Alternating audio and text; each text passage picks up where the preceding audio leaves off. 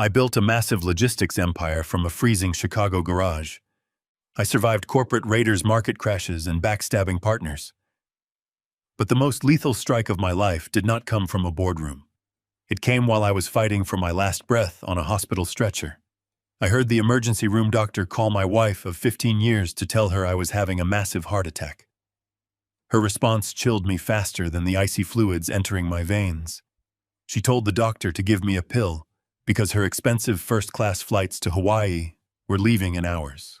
If you want to know what happens when a man realizes his wife is leaving him to die for a vacation, listen. I am Richard.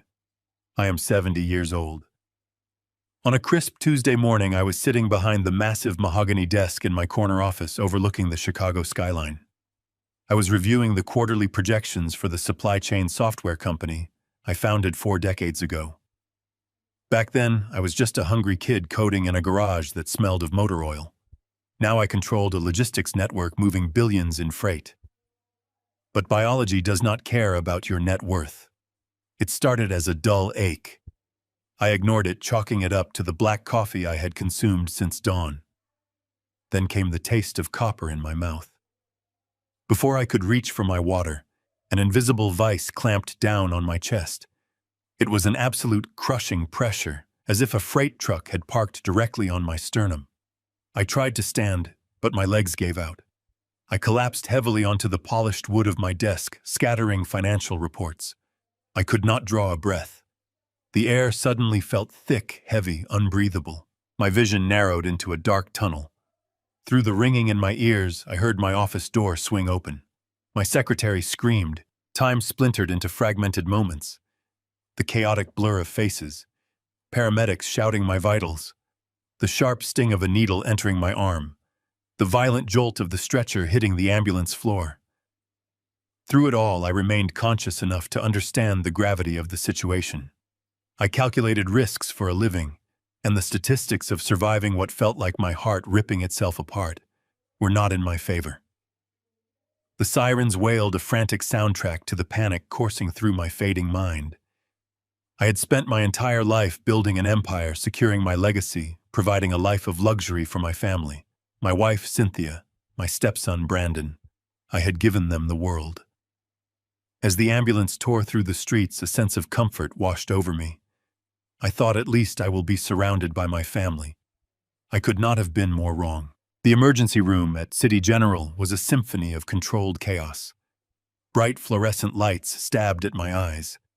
Nurses moved around me with urgent precision, attaching electrodes to my chest, calling out numbers that clearly alarmed them.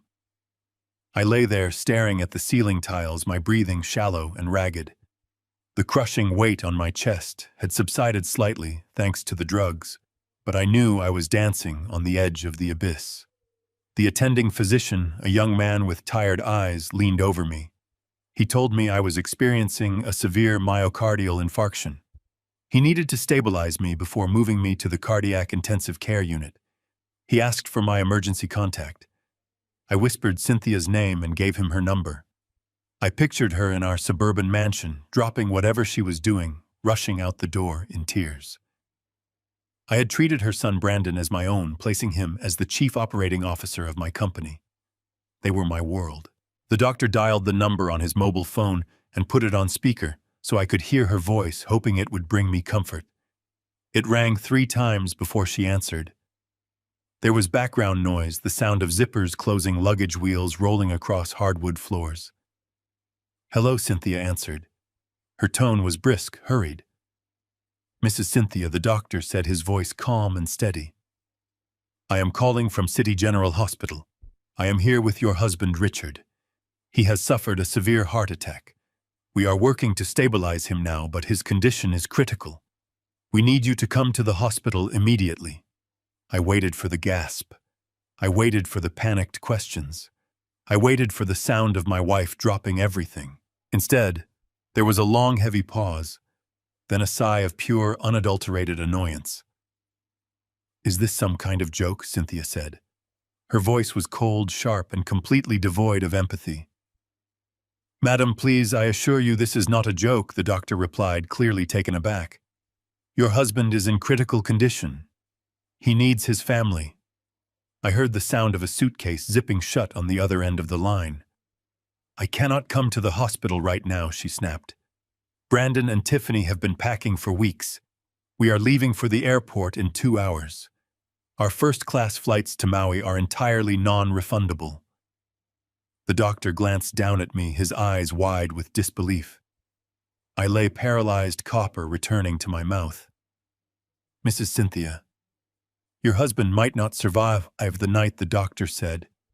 "You need to be here." "Just give him a pill, doctor," Cynthia replied indifferently. "He is a tough old man. He can manage. I am not ruining my vacation over this. We have a private yacht booked for tomorrow. Tell Richard to call me when he is discharged. Have a good day." The line went dead. The silence in the trauma bay was deafening. The doctor slowly lowered his phone, staring at it, as if it had turned into a venomous snake. He looked at me, struggling to find words of comfort. But no words could fix what had just happened. My heart monitor began to beep wildly, the tempo accelerating into a frantic rhythm. The alarms on the machines around me blared. It was not just the physical damage to my heart anymore. It was the absolute crushing realization that the woman I had showered with millions of dollars had just weighed my life against a vacation to Hawaii and chose the vacation. She was leaving me to die alone in a sterile room, so she would not miss her flight. The nurses rushed back in, pushing medications through my line, shouting for the crash cart. My vision started to fade to black, but my mind was screaming. I realized then that they did not love me. They loved my bank accounts. They loved the luxury I provided. I was nothing but an infinite wallet to them. As the darkness pulled me under, the grief and betrayal evaporated. In its place, a cold, calculating rage ignited in my chest. I swore a silent oath to myself in that fading moment. If I survive this single night, Cynthia will return from her tropical paradise to find absolutely nothing left. The sterile air of this intensive care unit was heavy with the scent of antiseptic and dying hope. I lay there, tubes snaking from my arms, my chest still throbbing with the ghost of that crushing weight. The heavy steel door creaked open, and in walked Cynthia and Brandon. They were a jarring sight against the backdrop of medical monitors and beeping machines. Cynthia looked like she had just stepped off a yacht. Her hair was styled in a perfect, expensive blowout, and she clutched a brand-new Hermes bag that cost more than my first car.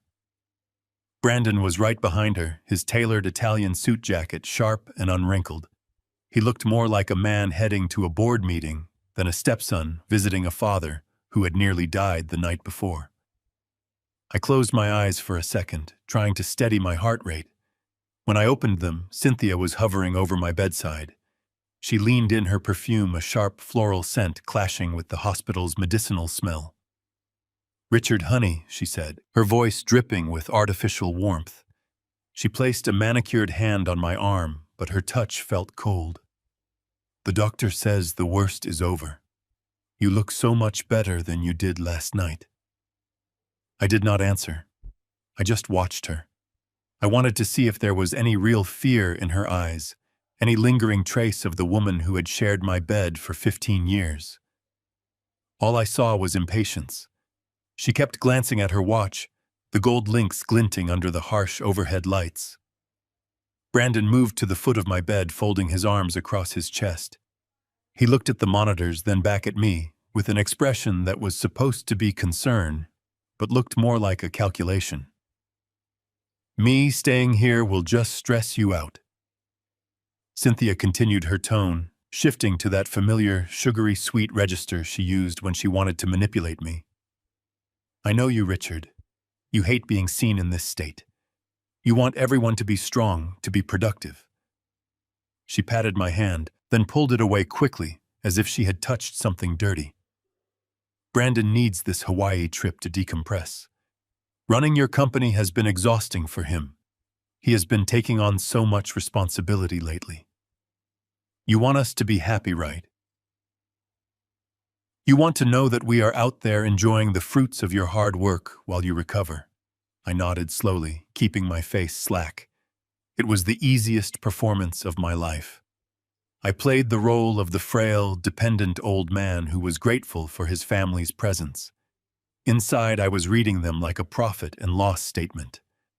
They were not here to comfort me. They were here to ensure I would not interfere with their schedule. They were here because they needed to clear the path for their departure. I took a deep breath, feeling the mechanical whine of the ventilator nearby. Yes. I managed to whisper, my voice raspy and thin. You should go. I do not want to hold you back. A look of relief passed between them. It was subtle, almost invisible, but I saw it. Cynthia's shoulders dropped, and Brandon's face brightened. See, I told you, Brandon said, flashing that crooked grin I once mistook for sincerity. Dad knows the value of hard work. He knows we cannot just pause the world because of one bad day. I looked at my stepson. For years, I had treated Brandon as if he were my own blood. I had guided him, mentored him, and handed him the keys to the kingdom I had built with my bare hands. I had trusted him when I should have been watching his moves. Now, watching him stand at the foot of my bed, I realized he had been waiting for this moment. He was not waiting for my recovery. He was waiting for my vacancy. The office, the assets, the power, he saw them as his inheritance, and he was tired of waiting for me to step aside. Cynthia began to fuss with the collar of my hospital gown, a gesture that meant nothing. She was just keeping up appearances for the nurse passing by the door. You rest, she instructed, her voice regaining that authoritative edge. We have everything under control at the office. Brandon has already reorganized the morning schedule. You do not have to worry about a single thing. Just focus on your heart. Just focus on your health. We will call you from the airport. I watched her turn to the mirror on the wall, checking her lipstick, adjusting a stray hair. She had no intention of staying a minute longer than necessary. The hospital was a place of sickness, and Cynthia hated anything that reminded her of reality. She lived in a bubble of luxury, and I was starting to become a stain on that bubble. Brandon took a step toward me. The jovial expression shifted, becoming more professional, more transactional. He reached into his suit jacket and pulled out a thick stack of legal papers. The paper was thick, expensive, the kind that held weight. It felt heavy even from where I lay. He pulled a fountain pen from his pocket, the gold nib glinting in the light. Dad, just one quick thing before we head to the airport, he said. It is just the standard medical and financial power of attorney. We need it so we can sign the new vendor contracts and keep the payroll moving while you are stuck in this bed. It is a formality. We have already gone over the details with the legal team. They just need your signature to keep things running. I stared at the papers. My pulse raced to the machine beside me, picking up the pace. This was it. The move. The play to take the keys while I was still bleeding out. They were not asking. They were finalizing. I looked at Brandon, then at the papers, and for a fleeting moment I almost laughed. They were so confident, so utterly sure of my demise that they did not even bother to hide their true colors. I shifted in the bed, groaning as if the pain were too much to bear, my hands fumbling weakly as I reached for the pen. I was the clueless old man they wanted, and I would play that part until the very last second. I recalled the early days in the garage, the smell of grease and ambition, the cold concrete floor beneath my sleeping bag because I was too broke for an apartment. I remembered the nights I skipped meals so I could afford that first server. I worked for every single dollar, every inch of ground I gained in this city. And now my own blood, or what I had called my blood, was treating those decades of sacrifice as a pile of loose change. My hands moved slowly, deliberately towards the pen. The air in the room felt tight, pressing against my temples, but my focus remained absolute. This was a game of shadows, and I was the one holding the lantern. Brandon stepped closer to the bed, his expensive designer cologne barely masking the sterile hospital smell. He smoothed out the thick legal pages against the plastic tray table that hovered over my lap. "It is nothing major, Dad," he said, his voice maintaining that carefully rehearsed corporate calm. "Just a standard medical and financial power of attorney. With you stuck in here for the foreseeable future, I need the legal authority to sign the vendor contracts and authorize the bi-weekly payroll. The banks are getting strict about these things. We cannot afford any operational delays while you recover. You know exactly how the board gets when cash flow stalls. I forced my eyes to squint, playing the part of a man whose brain was clouded by morphine and profound fatigue.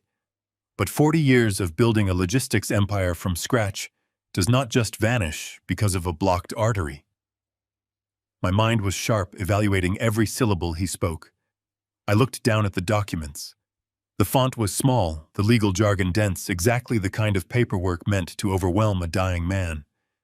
But I did not need to read every single line to spot the trap. My eyes caught a specific clause buried on the second page. Total liquidation rights. It was a phrase that had no business being in a temporary operational proxy.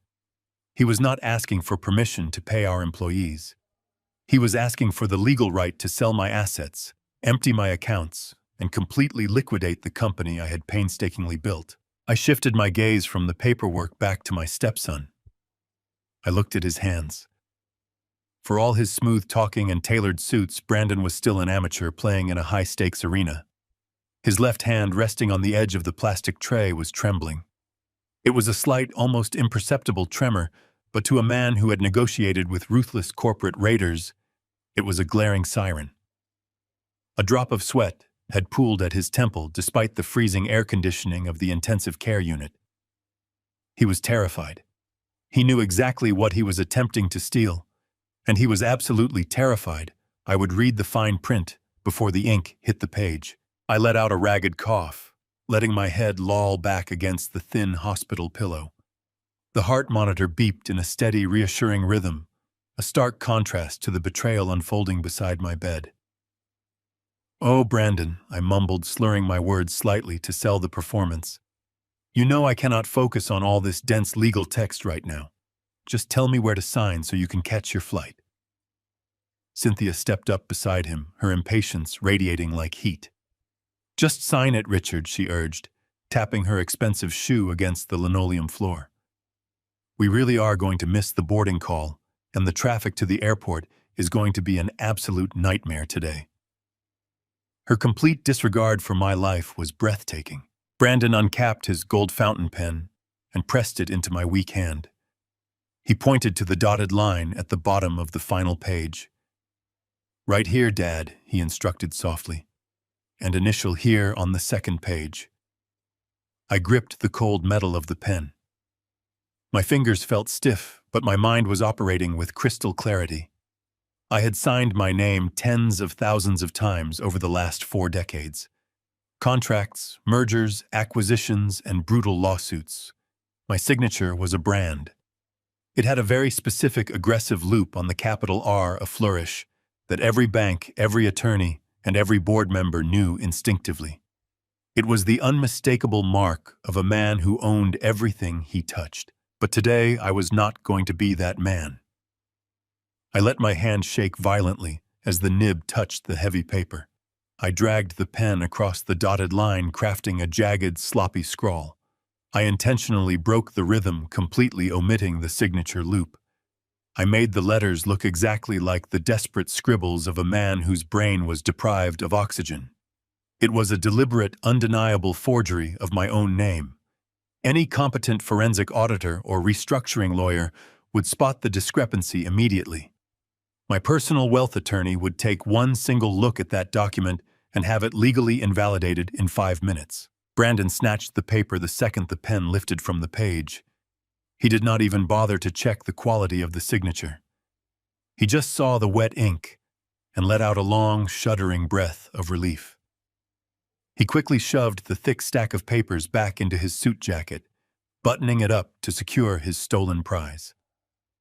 "Thank you, Dad," he said, his voice instantly regaining its arrogant, confident edge. "This is going to make everything so much easier for everyone. You just focus on resting and letting the doctors do their jobs." Cynthia leaned down and pressed a dry, mechanical kiss to my forehead. She did not even try to look me in the eyes. "Call us when they move you out of intensive care," she said, already turning toward the door. We will send you some pictures from the beach. Try not to stress the nurses out too much.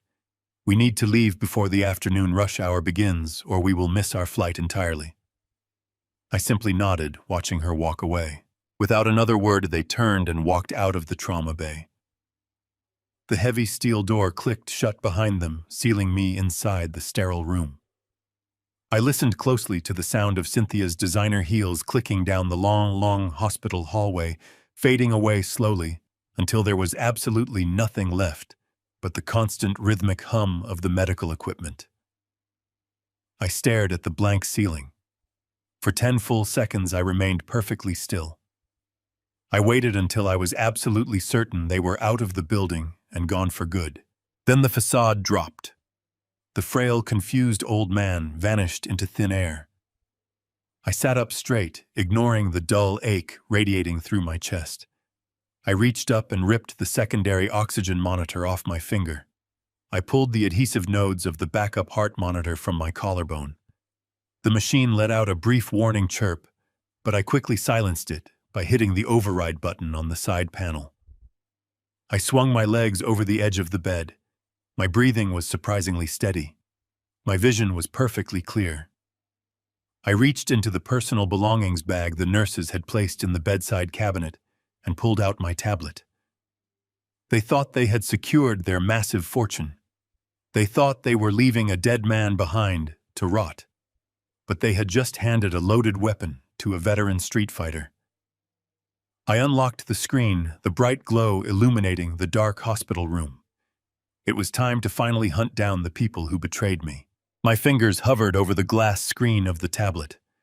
I bypassed the standard biometric security locks and accessed the master portal for our joint banking accounts.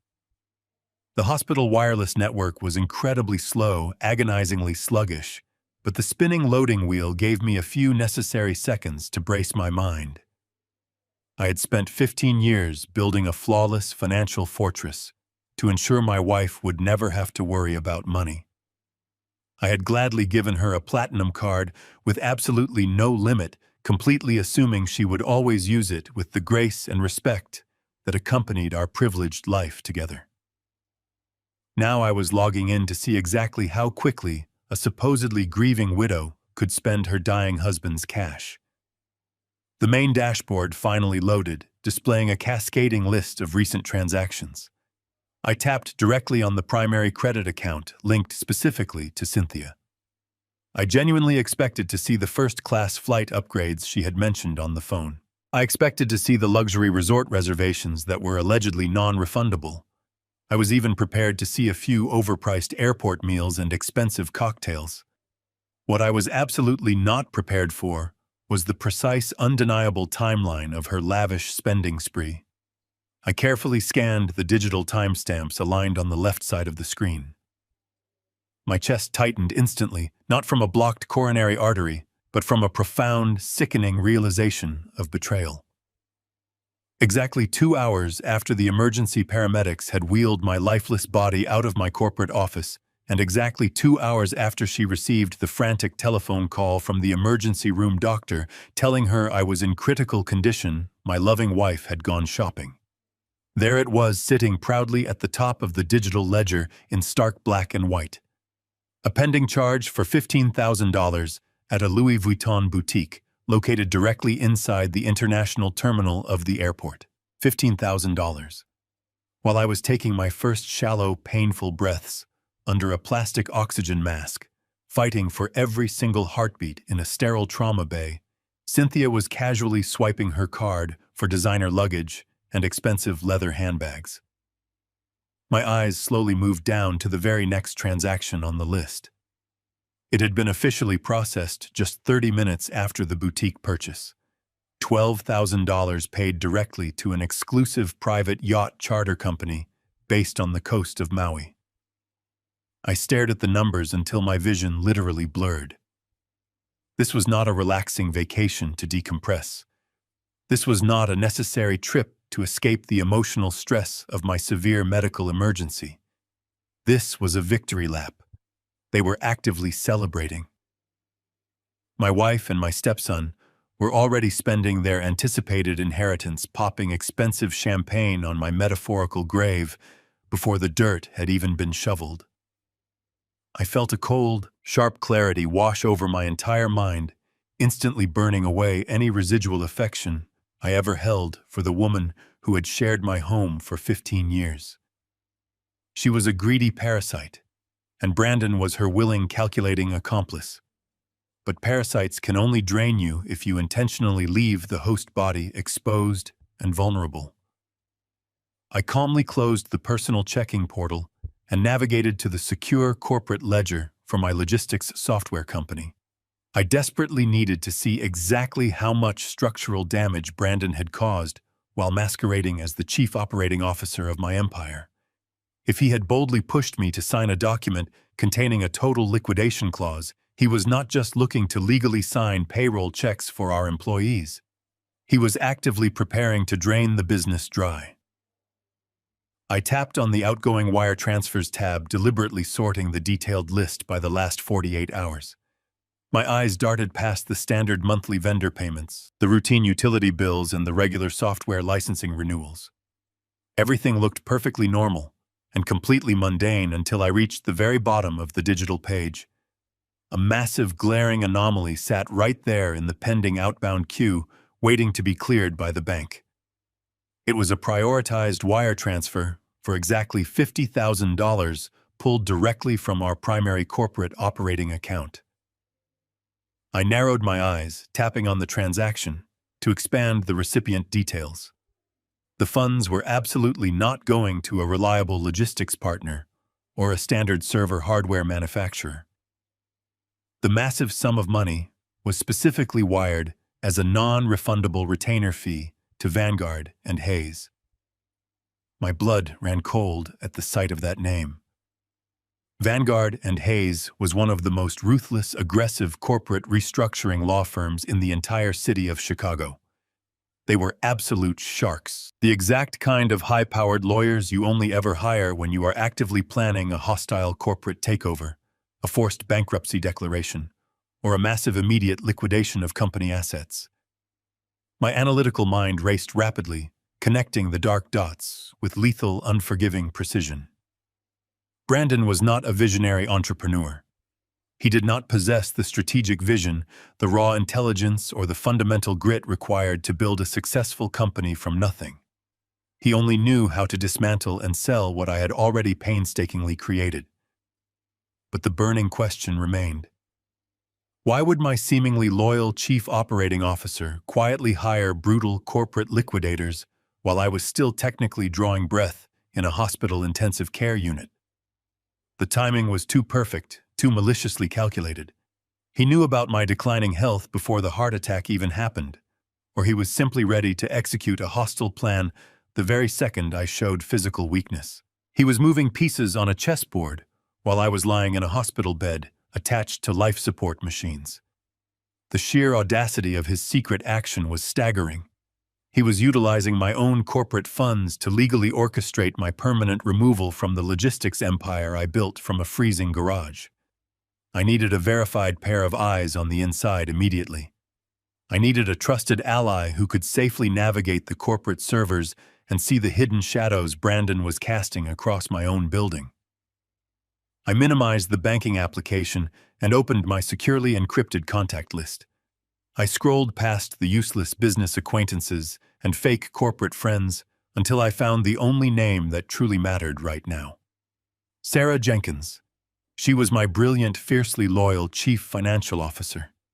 She had been standing right beside me since the early days, back when we could barely afford to pay the monthly heating bill.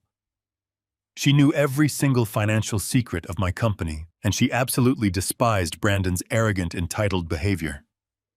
I stared at her name on the glowing screen, fully aware that making this telephone call would officially initiate a devastating corporate war.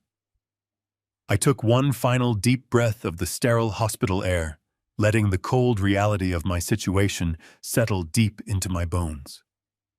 There was absolutely no turning back now. The illusion of my happy, loving family had been completely shattered, permanently replaced by a greedy syndicate of thieves waiting for my heart to stop beating. I pressed the green call button. I waited. The line rang once, twice. On the third ring, the connection clicked open, followed immediately by the sound of shuffling papers and a sharp exhale. Richard. Sarah answered, her voice tight with an anxiety she rarely displayed. The hospital called the main office. They said you had a massive coronary incident. I was grabbing my coat to drive down there right now. How are you even speaking to me? Should you be on a phone, Sarah? Listen to me very carefully, I said, keeping my voice low and completely devoid of the panic she was projecting. I do not have time for medical updates, and you do not have time to drive to this hospital. I need you sitting exactly where you are behind your desk, logged into the primary secure terminal. There was a brief, stunned silence on the other end of the line. Sarah Jenkins had been my chief financial officer for nearly 15 years, but her loyalty stretched back much further. She was my first real hire back when the logistics empire was nothing more than 3 refurbished desktop computers humming in a freezing Chicago garage. She had stood by me through brutal market crashes, ruthless corporate raiders, and weeks where we barely managed to scrape together enough cash to keep the server farm running. She knew my tone. She knew that when my voice dropped an octave and the emotion vanished, we were going to war. I am at my desk, Sarah confirmed, her professional instincts instantly overriding her personal concern. Tell me what you need. Brandon has locked me out of the master executive suite, I explained, staring at the sterile white tiles above my hospital bed. He just visited me here in the intensive care unit and aggressively pushed a full medical and financial power of attorney into my hands. He claimed he needed it to authorize standard vendor payments while I recover. But I just checked our outgoing corporate wire queue. Your beloved chief operating officer just forwarded a $50,000 non-refundable retainer fee to Vanguard and Hayes. I heard Sarah draw in a sharp, ragged breath. Even in the finance department, the name Vanguard and Hayes was universally recognized as the absolute grim reaper of corporate restructuring. That makes absolutely no sense, Sarah whispered, the rapid typing on her keyboard echoing through the phone receiver. Brandon does not have the unilateral authority to hire external liquidation counsel, and he certainly does not have the operating budget clearance to issue a $50,000 retainer without my direct verified countersignature. He does if he assumes I am going to be dead before tomorrow morning, I replied coldly.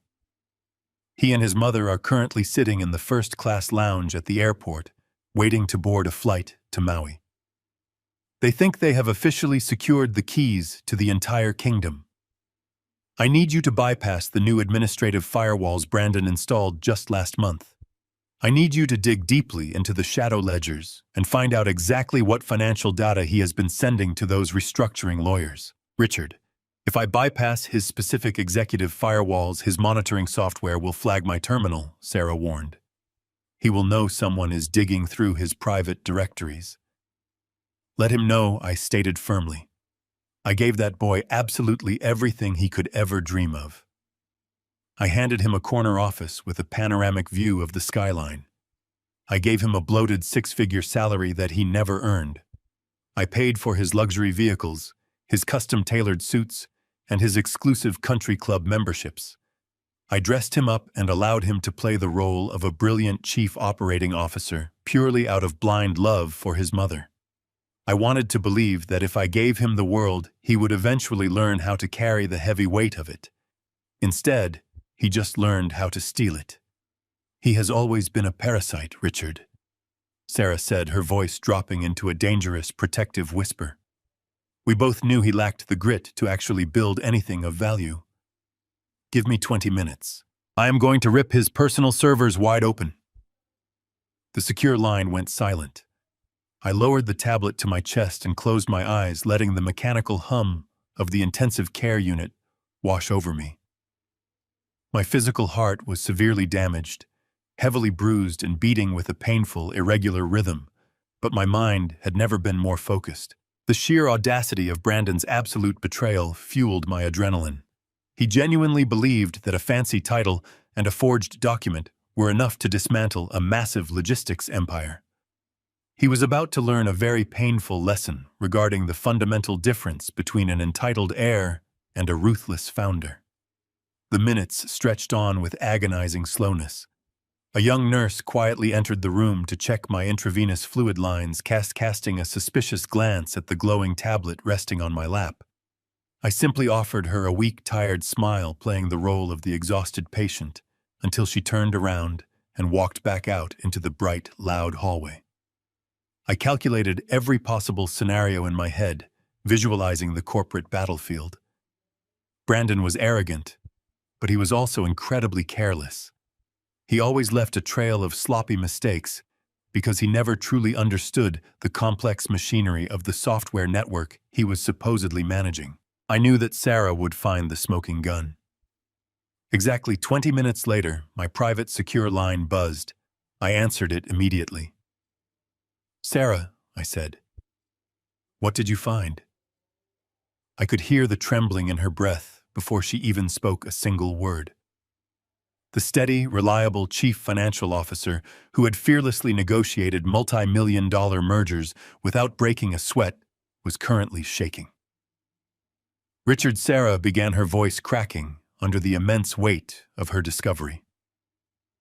"Brandon is not just hiring restructuring lawyers to reorganize the vendor payrolls. I finally broke through his encrypted personal folders and found a hidden directory containing months of highly confidential internal communications." "Tell me exactly what you are looking at," I commanded, my grip tightening around the cold, metallic edge of the hospital bed railing. "He has been secretly funneling our proprietary source code, our primary client databases, and our entire 5-year financial projection portfolio to an aggressive venture capital firm based out of New York." Sarah explained, the sound of her frantic scrolling filling the quiet room. "He has deliberately bypassed our internal legal department and engaged Vanguard and Hayes to aggressively expedite the due diligence process. He is using that new power of attorney document to bypass your mandatory shareholder approval." She paused, letting the devastating reality of the situation settle between us in the cold silence. The oxygen machine hummed loudly beside my bed, a stark reminder of my vulnerability. But the weakness in my physical body was instantly replaced by a burning, unyielding resolve. "Richard," Sarah whispered, her voice barely audible over the sterile noise of the busy intensive care unit, "Brandon is not just running payroll. I found the emails. He is selling the entire company." "Selling the company." I repeated the words, tasting like ash in my mouth. My voice was completely flat. The heart monitor beside my bed maintained its steady, rhythmic pulse, betraying none of the absolute fury igniting in my veins. I instructed Sarah to print every single document, every email thread, and every hidden contract she had managed to excavate from his server. I told her to put it all on physical paper. Digital files could be wiped remotely, but physical ink was permanent. I told her to bring the documents to the intensive care unit immediately, but she needed a cover story. Brandon had undoubtedly left strict instructions with the nursing staff regarding my visitors. Sarah understood perfectly. Exactly. 45 minutes later, the heavy door to my hospital room swung open. Sarah walked in. She was carrying a massive, ostentatious gift basket wrapped in bright yellow cellophane and stuffed with exotic fruits. To any passing doctor or nurse, she was merely a concerned corporate colleague delivering a standard get-well-soon present.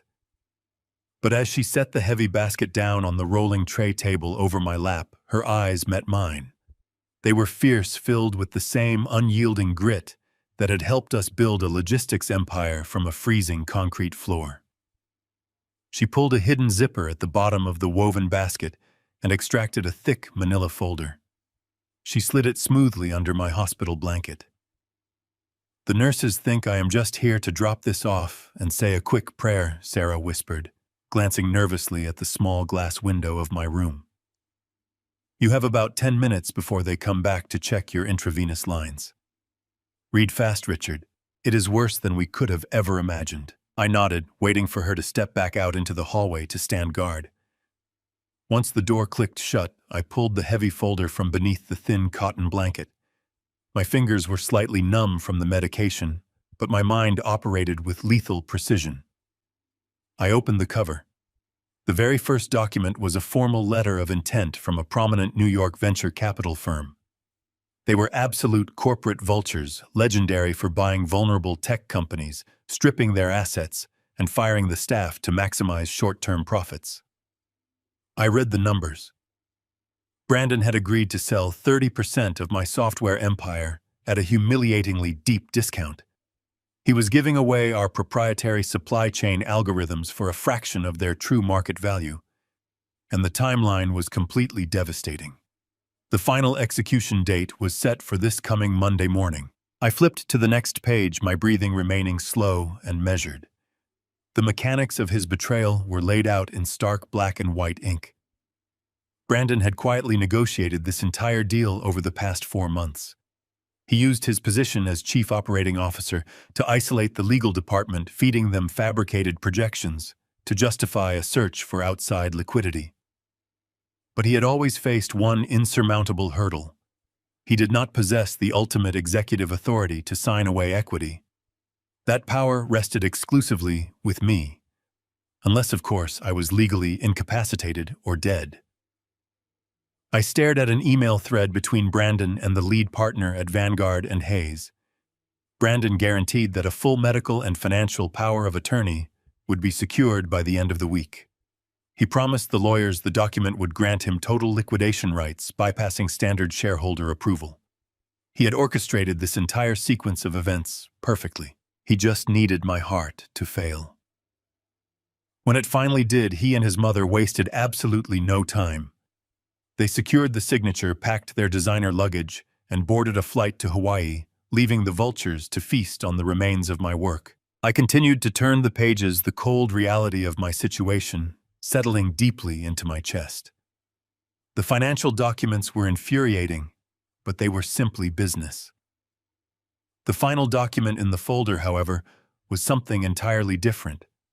It was a printed copy of a forwarded email. Brandon had sent it to his wife Tiffany directly from his personal phone just hours before they left for the airport. The subject line was blank. I read his message carefully. The words were burned into my memory instantly. He wrote, "The lawyers are ready for Monday. Once the old man croaks, the holding company automatically defaults to Mom. We take our 30% cash out, let the venture guys strip the remaining assets, and he dies a forgotten footnote. Start looking at those properties in the Hamptons. We are finally free. He dies a forgotten footnote." I read that single sentence 3 times. For 15 years, I provided this boy with a life of absolute privilege. I paid for his education, handed him a career, and treated him with respect. And in return, he viewed my impending death as a convenient financial transaction. He did not just want my money. He wanted to erase my legacy completely.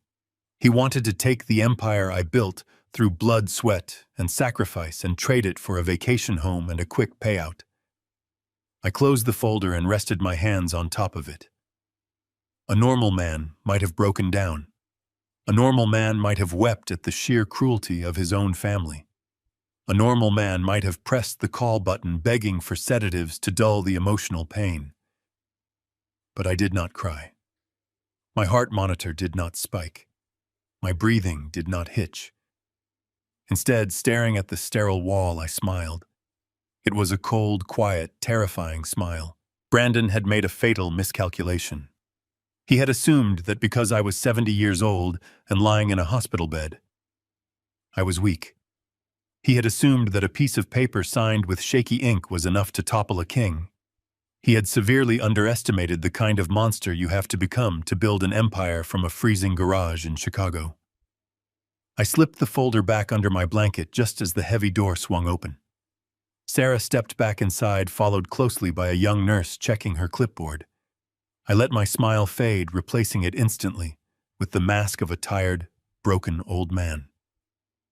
The nurse adjusted my intravenous drip, smiled sympathetically at Sarah, and quietly left the room. Sarah rushed to my bedside, her eyes wide with concern and fear. "Richard," she whispered urgently, "what are we going to do? He is going to sign those final papers on Monday morning. If that venture capital firm gets their hands on our source code, we are completely finished. I looked at my brilliant chief financial officer.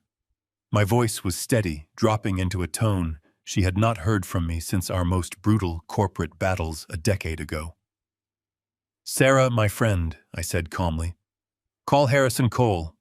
Tell him to use the freight elevator and bypass the front desk. I want him sitting in this room in exactly 1 hour. We have a company to save and a family to destroy." The heavy wooden door to my hospital room remained closed. I lay perfectly still against the stiff mattress, watching the second hand sweep across the large wall clock.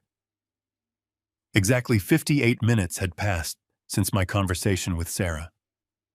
The intensive care unit was deceptively quiet, a stark contrast to the absolute warfare currently brewing inside my mind. Suddenly, the handle clicked.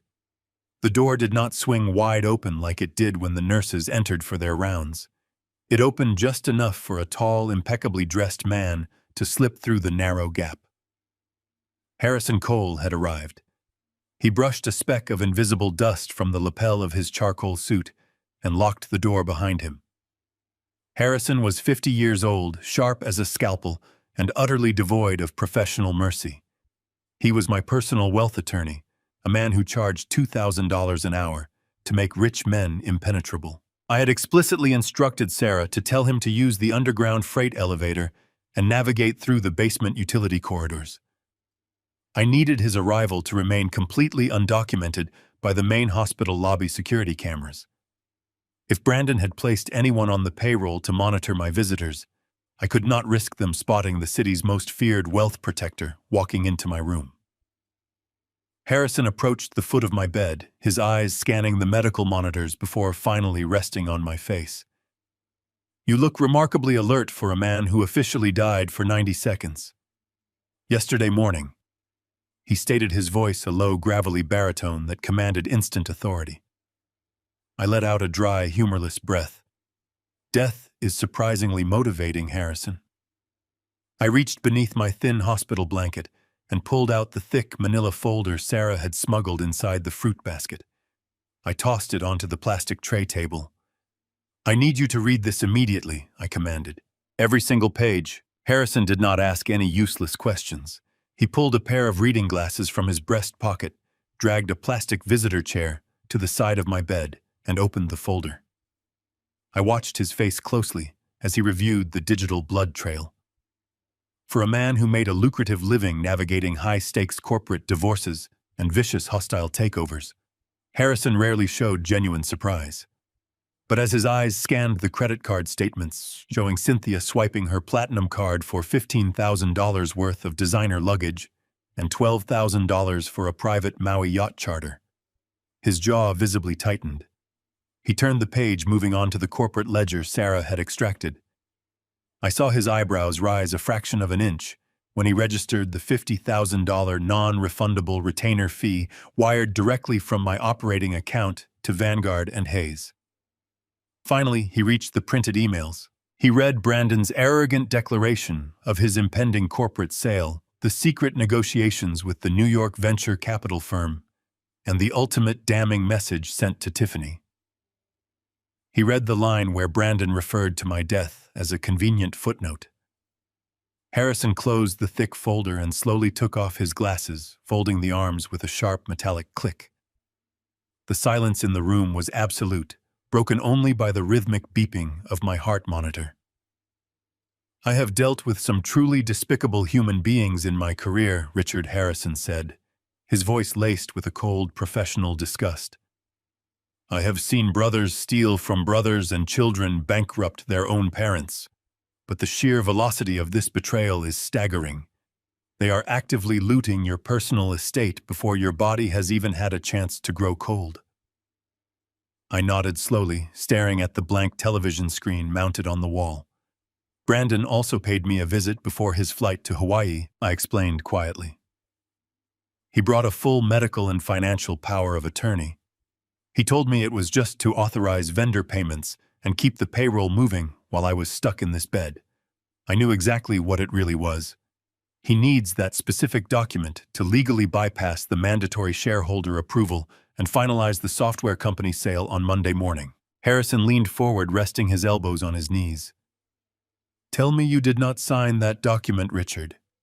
Tell me you did not hand that boy the loaded gun he needs to execute this deal. I looked directly into my attorney's eyes. I signed it, I replied. Harrison let out a sharp sigh of frustration, running a hand over his face. Richard, if you legally granted him that authority, we are going to have to file an emergency injunction to freeze the sale. We will have to argue that you were heavily medicated and not of sound mind. It will be a massive public legal battle. I raised my hand to stop his rising panic. I signed it. I repeated smoothly, but I did not use my actual signature. I crafted a deliberate, jagged forgery. I completely omitted the distinctive loop on the capital letter R. I made it look exactly like the desperate, uncoordinated scribble of an old man suffering from profound oxygen deprivation and powerful narcotics. I handed him a completely invalid piece of paper, and he was so terrified and eager to steal my empire that he snatched it away without even verifying the ink. Harrison paused, processing the tactical brilliance of the move. A slow, predatory smile spread across his face. He leaned back in the plastic chair, shaking his head in sheer disbelief. You gave him a defective grenade, he murmured. The moment Vanguard and Hayes attempt to submit that power of attorney to the bank or the venture capital firm, their own compliance officers will flag the signature discrepancy. We can legally invalidate the entire proxy in less than 5 minutes. It is a brilliant defensive play, Richard. We can stop the corporate sale on Monday morning and immediately strip Brandon of his Chief Operating Officer title. I shook my head, gripping the edge of the blanket tightly. You are not listening to me, Harrison. I do not want to play defense. Stopping the sale is merely a temporary bandage. If we just invalidate the document and fire him, he will spin a lie. He will tell the board he was trying to save the company while I was incapacitated. Cynthia will claim the yacht was just a preemptive memorial gathering. They will hire their own aggressive legal counsel, demand massive severance packages, file for a highly publicized divorce, and attempt to drag my reputation through the mud for the next 3 years. I will not allow them to dictate the terms of this war. I want complete and total annihilation. I want you to prepare the legal framework to quietly transfer all liquid assets into a blind trust by Sunday night. I want the credit cards completely severed. Harrison narrowed his eyes, analyzing the full scope of the requested destruction. If we pull this trigger, Richard Cynthia will be left with absolutely nothing. Are you prepared for that? I looked at my attorney, my heart beating with cold, absolute certainty. Make it -0. Harrison stared at me for a long moment, the heavy silence of the intensive care unit amplifying the staggering weight of my demand. He did not argue or attempt to temper my absolute fury. He simply nodded slowly, his expression hardening into a chilling mask of pure professional ruthlessness. He packed his reading glasses back into his tailored breast pocket and stood up from the cheap plastic visitor chair. I will have the comprehensive trust framework drafted and completely ready for your execution signature by midnight, he said, his voice dropping into a barely audible whisper. But we cannot securely conduct a sensitive financial operation of this massive magnitude from a heavily monitored hospital bed. You need a highly secure, entirely private location with completely unrestricted network access and absolutely no potential for sudden interruptions. I told him I would personally handle my own medical extraction and explicitly instructed him to meet me at a confidential secondary location. After he quietly slipped back out through the heavy wooden door, deliberately returning to the unmonitored basement utility corridors, I firmly pressed the plastic nurse call button. It took 20 grueling minutes of incredibly aggressive negotiation, 3 forcefully signed legal waivers releasing the entire medical facility from any and all potential liability, and an explicit, unyielding threat to personally purchase the entire cardiac hospital wing just to fire the attending physician to finally process a formal against medical advice discharge. I honestly did not care about the severe physical risk. Lying in that sterile bed, helplessly waiting for my bruised heart to fail, was a pathetic, passive surrender. Taking absolute ruthless control of my sprawling corporate empire, even with painfully bruised ribs and severely strained arteries, was the only genuine medicine my exhausted body actually required right now. At exactly 2 in the morning, the sprawling hospital corridors were dimly lit and hauntingly quiet. The exhausted night shift staff moved sluggishly behind their illuminated counters, paying absolutely no attention to the supposedly dying old man dressed in loose civilian clothes who was walking slowly and deliberately toward the rear service exit. Every single step sent a sharp, agonizing ache radiating deeply through my damaged chest, serving as a brutal physical reminder of the severe medical trauma my aging body had miraculously survived just 36 hours prior. But my focused mind completely pushed the blinding pain aside, heavily fueled by a cold, burning adrenaline that pumped fiercely through my veins. Sarah was already waiting patiently in the dark loading dock alleyway, sitting inside a discreet, heavily tinted black sedan, the powerful engine idling silently in the freezing, bitter Chicago air. I carefully climbed into the leather passenger seat, tightly gripping the plastic dashboard with trembling fingers until my erratic breathing finally stabilized. She did not bother to ask how I was feeling or question my reckless medical decision. She simply reached into the back seat, handed me a fully charged, secured laptop computer, and rapidly pulled away from the dark concrete curb. We drove in complete silence through the deserted city streets, navigating toward a highly private, unlisted loft apartment I secretly owned deep within the industrial district. It was a secure, heavily fortified haven I had quietly purchased several years ago, operating under a completely anonymous shell corporation, designed specifically to serve as a hidden command center for extreme corporate emergencies. Cynthia knew absolutely nothing about this hidden property. Tonight it would serve as the ultimate launching pad for my absolute uncompromising vengeance.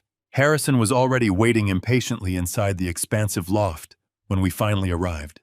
His leather briefcase opened wide on a large oak dining table, completely surrounded by thick stacks of freshly printed, legally binding documents. For the next 24 exhausting hours, we absolutely did not sleep. We barely even paused to eat, aggressively sustaining ourselves on bitter black coffee and an endless reservoir of sheer, unadulterated willpower. We barely spoke loud enough to hear, communicating efficiently and ruthlessly in complex account numbers, international routing codes, massive wire authorizations, and heavily encrypted server passwords. We were rapidly dismantling a massive multi-million-dollar financial fortress, brick by heavy brick, and systematically rebuilding it safely behind completely impenetrable legal walls. First, we aggressively attacked the core corporate structure. Utilizing my legitimate, legally verified digital executive signature, I unilaterally and permanently terminated Brandon's official status as the chief operating officer of my company, permanently stripping his administrative network access and legally nullifying his ability to authorize any future business transactions. I then methodically transferred all 90% of my controlling corporate voting shares directly into a newly established, fully irrevocable blind trust that Harrison had masterfully constructed.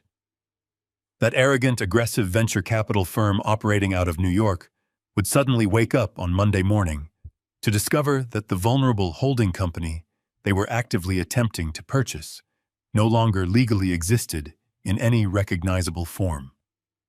The phantom executive authority Brandon had confidently promised to deliver to them was now entirely legally worthless. Next, we aggressively pursued the personal wealth portfolios I had accumulated. I systematically liquidated the conservative mutual funds, the highly lucrative offshore investment accounts, and the massive high-yield dividend portfolios I had carefully curated over 4 decades of tireless labor. Every single dollar, every piece of valuable commercial real estate, and every hidden corporate asset was quietly and swiftly funneled directly into the impenetrable ironclad trust. Harrison drafted the complex legal framework with flawless surgical precision, definitively ensuring that my vast financial assets were completely shielded from any potential future divorce proceedings, aggressive spousal asset claims, or hostile corporate litigation that Cynthia and her treacherous son might attempt to desperately launch. The final devastating step of our relentless operation was arguably the most deeply personal. I slowly logged into the primary joint checking account, the limitless overflowing fountain of personal wealth that Cynthia had been brazenly using to generously fund her lavish celebratory Maui vacation.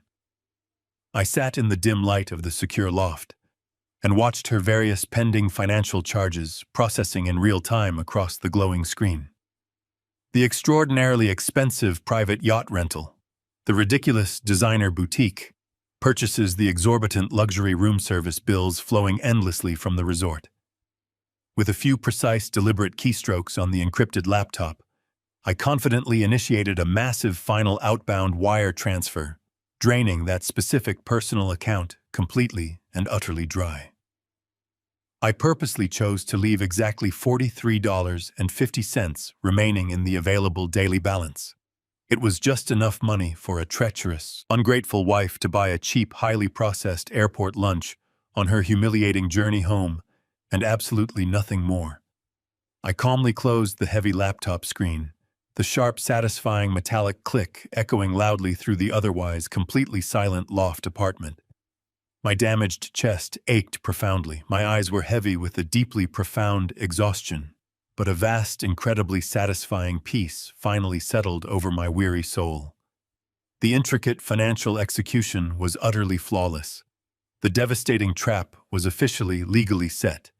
Now I just had to sit back comfortably in the quiet, secure shadows of my hidden safe house and patiently wait for the massive, destructive bomb to finally detonate in paradise. The morning sun slowly began to filter through the heavy industrial blinds of my safe house, casting long, geometric shadows across the oak dining table. Harrison had departed hours ago, leaving me alone with my thoughts, my cold coffee, and a completely untraceable burner phone resting on the polished wood. I sat perfectly still, listening to the distant, muffled sounds of the city waking up. In Chicago, it was a crisp, unforgiving Monday morning. But in Maui, it was late Sunday evening, the absolute peak of the luxury dinner hour. I did not have to wait long for the fallout to reach me. At exactly 8:15, the burner phone vibrated, shattering the heavy silence of the loft. It was an automated notification from my secure corporate server alerting me that an emergency voicemail had been deposited into my heavily encrypted private inbox. Brandon and Cynthia had naturally assumed my primary phone was either turned off or sitting uselessly in a hospital locker. They had no idea my communications were automatically forwarded to the secure cloud. I tapped the screen, selected the first audio file, and pressed play, letting the digital recording fill the quiet room. The audio began with a cacophony of vibrant background noise. I could hear the gentle crash of ocean waves, the soft, rhythmic strumming of a live acoustic guitar, and the distinct, unmistakable clinking of fine crystal. They were dining at the open-air restaurant of the Four Seasons, a place where the menu did not bother to list the prices. Cynthia's voice came through the speaker first, high-pitched, strained, and dripping with an ugly, arrogant indignation. She was not leaving a message for me.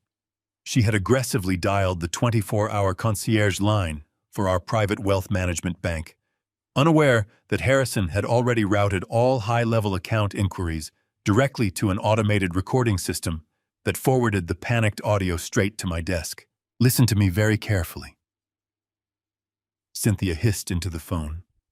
Her words slightly slurred from what I easily deduced was an excessive amount of expensive alcohol. "I am Cynthia Vales. I am currently sitting at a private oceanfront table attempting to pay for a celebratory dinner, and your incompetent fraud department has completely embarrassed me in front of my family. I need a senior account manager on the line right this second." In the background of the recording, I could clearly hear Brandon laughing, an arrogant, relaxed sound that made my chest ache with fresh anger. I heard him casually tell a waiter to bring another bottle of their finest vintage champagne, a vintage I knew for a fact cost upwards of $500 a bottle. He was celebrating his brilliant corporate coup completely oblivious to the financial guillotine swinging down toward his neck. "I am waiting!" Cynthia snapped at the automated banking prompt, her patience rapidly disintegrating. My black card was just declined by a 20-year-old waiter. "Do you have any idea how humiliating that is? I have an absolute zero limit on this account. You need to remove the travel block immediately." There was a pause in her rant, and I could hear the rustling of fabric, the sound of her digging frantically through her designer handbag. The waiter must have returned to the table because her tone suddenly shifted from entitled rage to a tight, uncomfortable, forced politeness. "Yes, I am speaking with the bank right now," she said, clearly addressing the unseen hotel staff member. "It is simply a routine security measure because we flew in from Chicago yesterday. They are overly cautious with the platinum accounts. Here, just run these alternative cards while I sort out the primary line." I closed my eyes and visualized the exact scene unfolding thousands of miles away. Cynthia draped in silk, trying to maintain her flawless, wealthy facade while handing over a stack of useless plastic. I knew exactly what was going to happen next, because I had personally orchestrated the absolute destruction of every single account linked to her name. The audio recording captured the agonizing heavy silence of the next 2 minutes. The live music played cheerfully in the background, a sharp contrast to the suffocating tension slowly wrapping around their dinner table. I heard a chair scrape loudly against the wooden deck.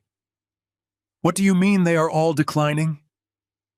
Brandon demanded, his voice suddenly cutting through the ambient noise. His relaxed, victorious demeanor had vanished instantly. "That is impossible. Try running them again. Run them manually." The waiter, maintaining a rigid professional courtesy, responded quietly. "I apologize, sir, but the terminal is explicitly instructing us to confiscate the cards. The primary institution has issued a hard freeze across the entire banking profile. The hotel manager is currently verifying the status of your penthouse suite reservation, as the original card on file is also reflecting a frozen status." The sheer, unadulterated panic that erupted from my wife was music to my weary ears. A penthouse suite at the Four Seasons, a private yacht charter, and an unlimited tab of premium champagne, all suddenly unsupported by the massive fortune they thought they had successfully stolen. "Brandon, give him your corporate card," Cynthia demanded, her voice climbing into an octave of pure hysteria. "Just put the dinner and the room on the company account until I can get my useless wealth manager on the phone tomorrow morning." I heard the sound of a heavy leather wallet being slapped onto the table. "Just run this one," Brandon ordered the waiter, his tone thick with a forced, desperate bravado. "It is a premium corporate executive account. There are absolutely no spending limits. Run it for the dinner and authorize a $50,000 hold for the penthouse suite to satisfy your manager. Go do it now." I leaned back in my chair, a cold smile touching the corners of my mouth. I had specifically instructed Harrison to liquidate and sever the corporate cards first. I knew Brandon would immediately attempt to lean on the company infrastructure the second his personal finances encountered resistance. The automated recording captured the sound of retreating footsteps, followed by 30 seconds of frantic, hushed arguing between mother and son. "What is going on with the bank?" Tiffany, Brandon's wife, finally spoke up, her voice trembling with confusion. "Why are they taking our cards? Shut up, Tiffany." Brandon snapped viciously. The old man probably forgot to authorize the travel alert before he went into the hospital. "It is just a minor clerical error. It will be fixed by tomorrow." The footsteps returned. The waiter cleared his throat, but this time he was not alone. The deep, authoritative voice of the hotel's night manager echoed clearly through the recording. "Mr. Vales, Mrs. Vales," the manager stated firmly, stripping away the deferential tone they usually reserved for actual paying guests. "We have attempted to authorize the corporate account you provided. It has not simply been declined for a security hold. The issuing bank has permanently flagged the account as closed and deactivated. Furthermore, we have received a direct communication from your corporate headquarters in Chicago, explicitly stating that you are no longer an authorized representative of the company. and that any charges incurred will absolutely not be honored. I listened to the absolute crushing silence that followed the manager's declaration. It was the sound of a stolen empire collapsing into dust. But what the manager said next was the true final strike. Therefore, we must insist on a valid alternative form of payment for the dinner you have consumed this evening. The manager continued, his voice devoid of any sympathy. And regrettably, we must ask you to vacate the penthouse suite immediately, as we cannot allow you to return to the room without a verified deposit. If you cannot provide a valid payment method right now, I will be forced to contact the local authorities to address the outstanding balance. The recording abruptly ended, replaced by the digital beep of the server. I stared at the phone. They had planned to leave me as a forgotten footnote, but I had just stranded them in paradise with absolutely nothing. I sat in the deep leather armchair of my secure penthouse loft, staring at the dark, polished surface of the oak dining table. Outside the expansive windows, the Chicago skyline glittered with cold, indifferent light, a stark contrast to the tropical warmth I had abruptly stripped away from my treacherous wife and stepson. I reached out and gently traced the edge of the untraceable burner phone. For a long, deliberate moment, the device remained completely still. They were currently standing in the lavish lobby of a Hawaiian resort surrounded by towering palm trees, frantically trying to process the sudden catastrophic collapse of their financial reality. I could easily picture Brandon aggressively arguing with the night manager, demanding respect he had never earned, while Cynthia hovered in the background, clutching her worthless platinum cards in absolute disbelief. The physical pain in my chest, a lingering reminder of the massive coronary incident I had survived just days prior, seemed to dull significantly. The sharp thrill of absolute control acted as the perfect anesthetic. I took a slow, deep breath, letting the cool, filtered air fill my healing lungs. I did not have to wait very long for their initial shock to morph into desperate action. The small screen of the phone suddenly illuminated the dark room, casting a pale glow across my hands. It vibrated once, a short, sharp buzz against the wooden table. Then it vibrated again, and again. The barrage had officially commenced. I simply sat back and watched the incoming notifications multiply with rapid, frantic precision. The digital counter on the screen climbed. 10 missed calls, 15 missed calls, 20 missed calls. They were relentlessly dialing the secure proxy number, unaware that their desperate attempts to reach the suite were being seamlessly routed directly to the device resting inches from my fingertips. The sheer volume of incoming calls painted a vivid picture of their escalating panic. By the time the screen finally stopped flashing, the red text indicated exactly 30 missed calls within 14 minutes. They were trapped thousands of miles from home without a single dollar. I picked up the phone, the metal casing feeling grounding in my palm. I bypassed the log and opened the visual voicemail application. There were 5 audio messages waiting.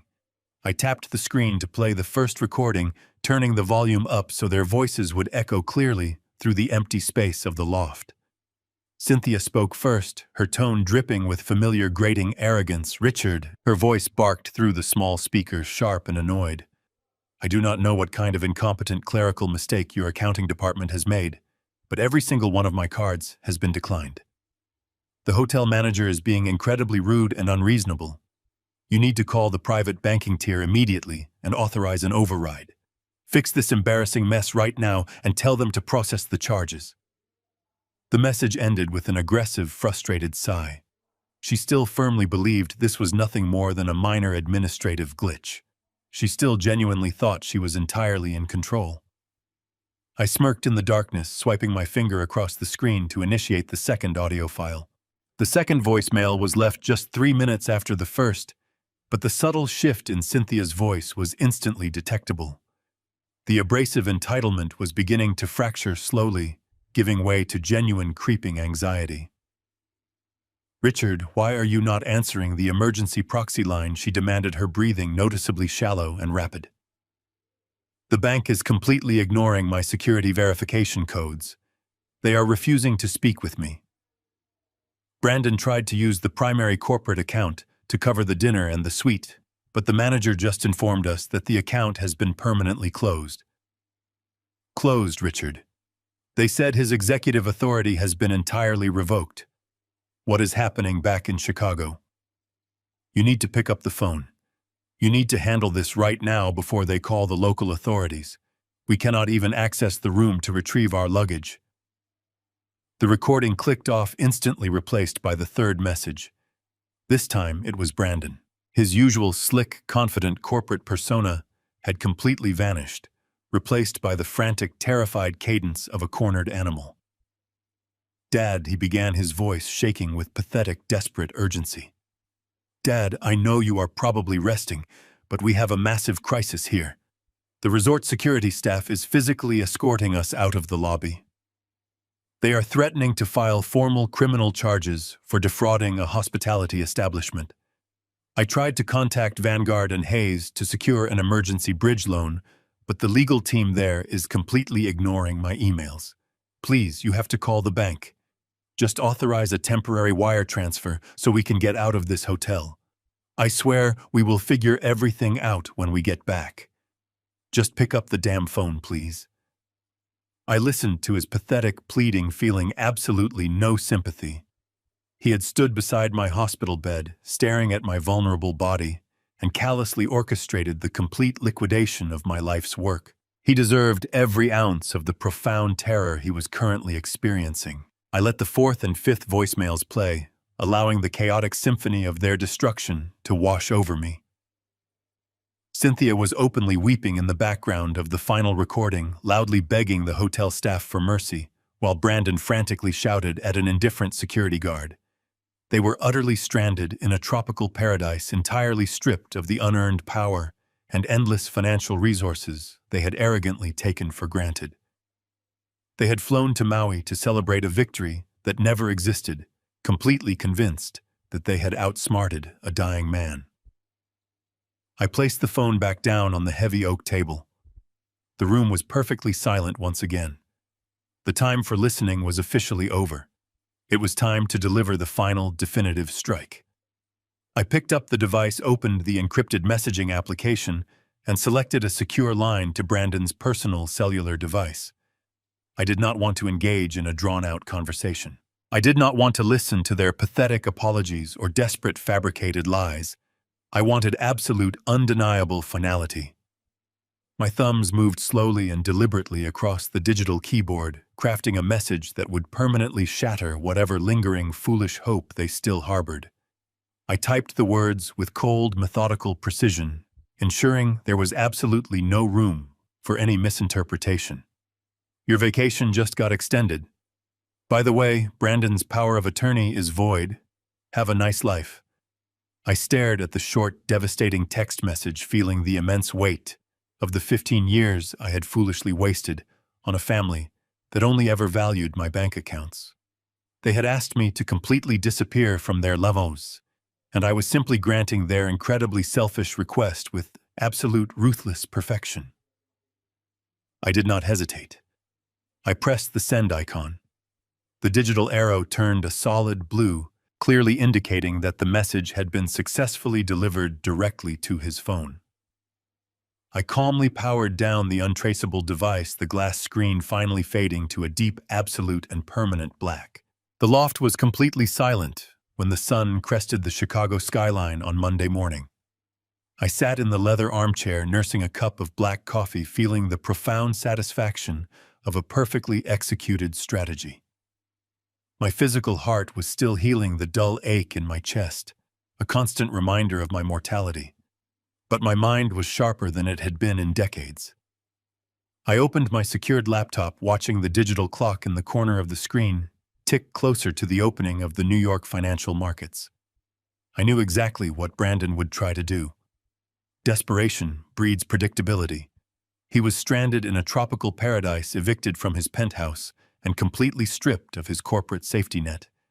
His only remaining lifeline, or so he foolishly believed, was the massive acquisition deal he had been secretly negotiating behind my back. At exactly 9 in the morning, Eastern Standard Time, my encrypted email client chimed softly. A single message had arrived from Sarah Jenkins. The subject line simply read, New York correspondence. Attached to the email was a compressed audio file.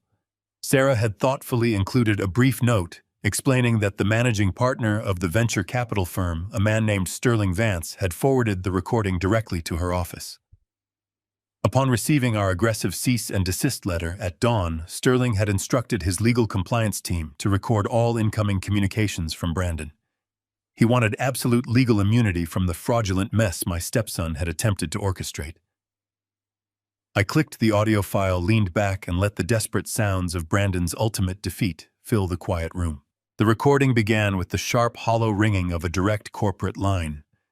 When Sterling answered, his voice was crisp, professional, and entirely devoid of warmth. Brandon launched into his pitch immediately, not even bothering with customary pleasantries. His words were rushed, his breathing heavy and erratic.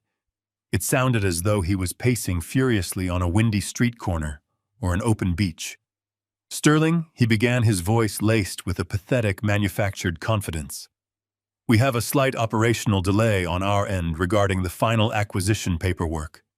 My father is currently incapacitated, and the transition of executive power is taking slightly longer than anticipated.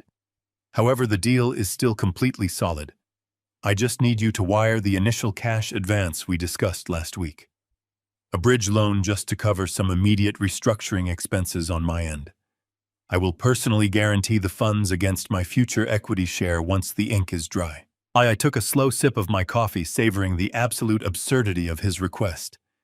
He was begging a ruthless Wall Street shark for a personal bailout, using stolen corporate equity as collateral. The silence on the other end of the line was heavy, thick, with the kind of predatory amusement that only seasoned financial veterans truly understand. When Sterling finally spoke, his tone was so remarkably cold it could have frozen the Pacific Ocean. Brandon Sterling said carefully, articulating every single syllable, I am going to stop you right there before you incriminate yourself any further on a recorded line. I do not know what kind of amateur theatrical performance you think you are running, but we are a Tier 1 financial institution, not a payday lending service for stranded tourists.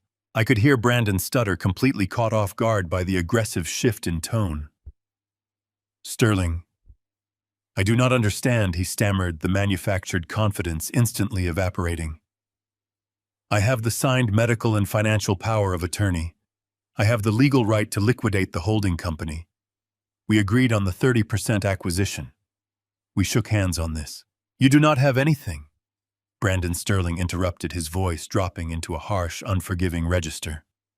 Your chief financial officer, Sarah Jenkins, sent my legal department a massive package at 6 o'clock this morning. It included a comprehensive cease and desist order, a fully verified corporate injunction, and a detailed forensic analysis of your recent activities.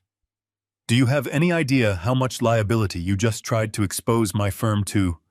You attempted to sell us proprietary source code using a blatantly forged document. The signature on your supposedly ironclad proxy is completely invalid. Our restructuring lawyers took one single look at it and laughed. It is utterly worthless. Brandon let out a strangled gasp, the sound of a man watching his only remaining parachute burst into flames. But the holding company, he pleaded, his voice breaking into a high, panicked whine. When he dies, my mother gets the holding company. We can just restructure the deal through her. We can still make this work, Sterling. Just send the advance.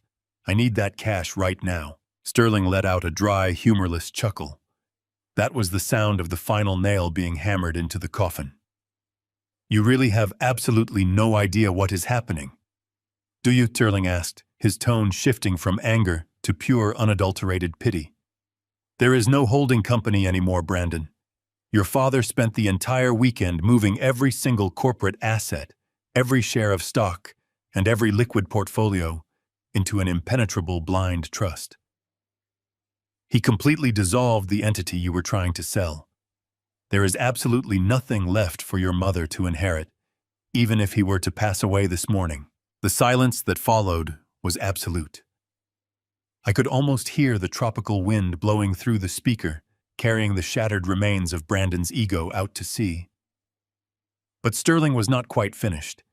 He possessed the vicious instincts of a true corporate predator, and he was determined to leave absolutely no room for misunderstanding. Furthermore, Sterling continued, his voice sharp as a razor blade.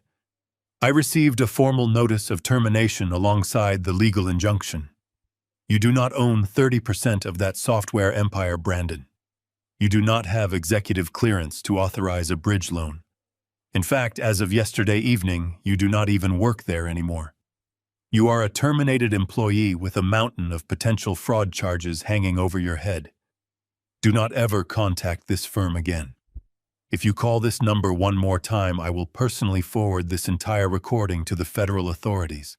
The line went dead with a sharp, decisive click. The audio file ended, leaving me sitting in the peaceful quiet of my secure loft. I slowly closed the laptop, letting my hands rest on the warm aluminum casing. The trap had not just snapped shut. It had completely obliterated the predators.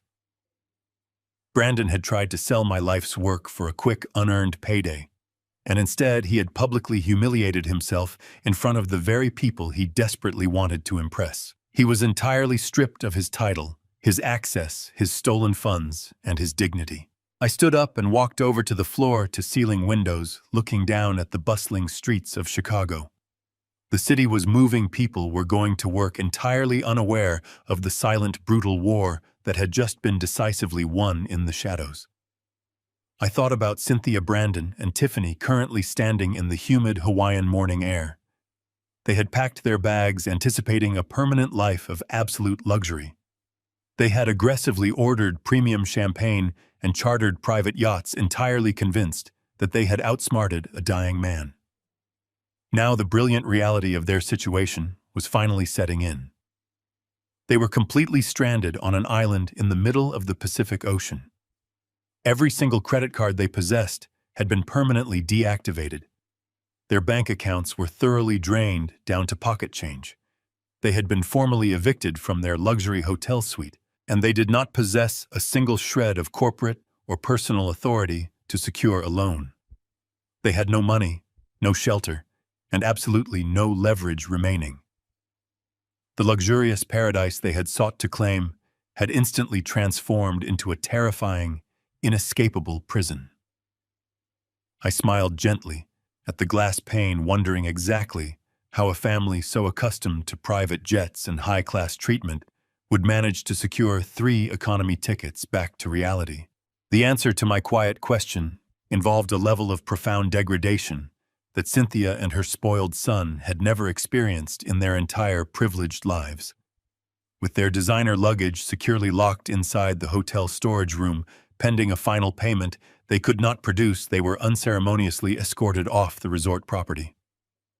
They found themselves standing under the brutal Hawaiian sun, wearing the same lightweight resort clothing they had worn to dinner, completely devoid of their usual arrogant armor. Brandon aggressively scrolled through his useless phone contacts, realizing very quickly that his powerful network of corporate allies and affluent friends was entirely built on the wealth I had provided. Without my money, his influence simply evaporated. It was Tiffany who ultimately provided their desperate salvation, though she fought it with every ounce of her superficial being. On her left wrist sat a solid gold Rolex, a lavish anniversary gift I had funded just 2 years ago. The ensuing argument on the hot sidewalk was supposedly spectacular, filled with bitter tears and vicious insults, but absolute desperation eventually won. They walked 2 miles to a local dimly lit pawn shop. Cynthia, a woman who strictly purchased her jewelry from private dealers in Paris and Milan, was forced to stand in a dusty showroom and watch her daughter-in-law slide the magnificent watch across a scratched glass counter. The pawnbroker, a heavily tattooed man, completely unimpressed by their frantic attitude, offered them a pathetic, incredibly humiliating fraction of its actual retail market value. Brandon furiously tried to aggressively negotiate using his arrogant boardroom tactics, but a man sitting behind a pawn shop register absolutely does not care about false corporate posturing. He simply tossed a thick stack of worn $100 bills onto the scratched glass counter, effectively finalizing the very last financial transaction Brandon would ever successfully close that weekend. They used the cash to immediately purchase 3 standard one-way economy tickets on the first available commercial flight back to Chicago.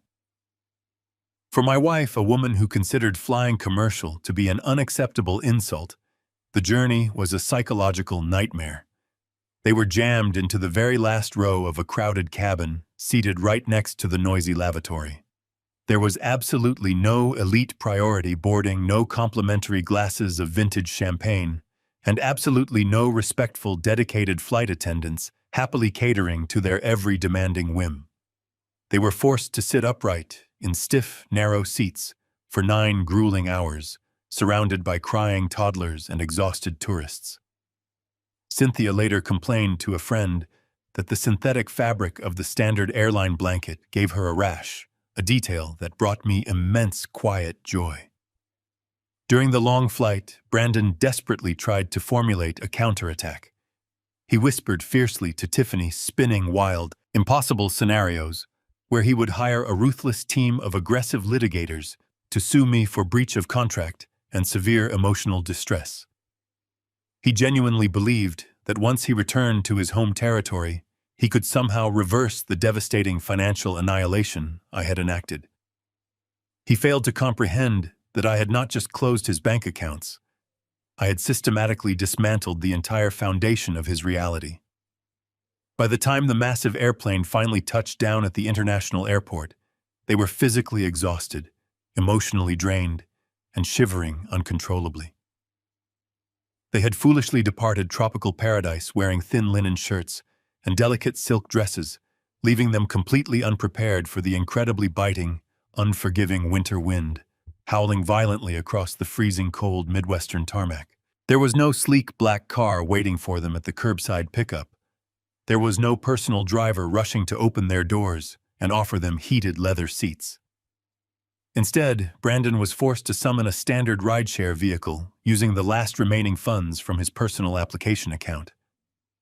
They huddled together in the back seat of a worn, heavily used sedan, enduring a tense, suffocating silence as the driver navigated the busy highway leading toward the affluent northern suburbs.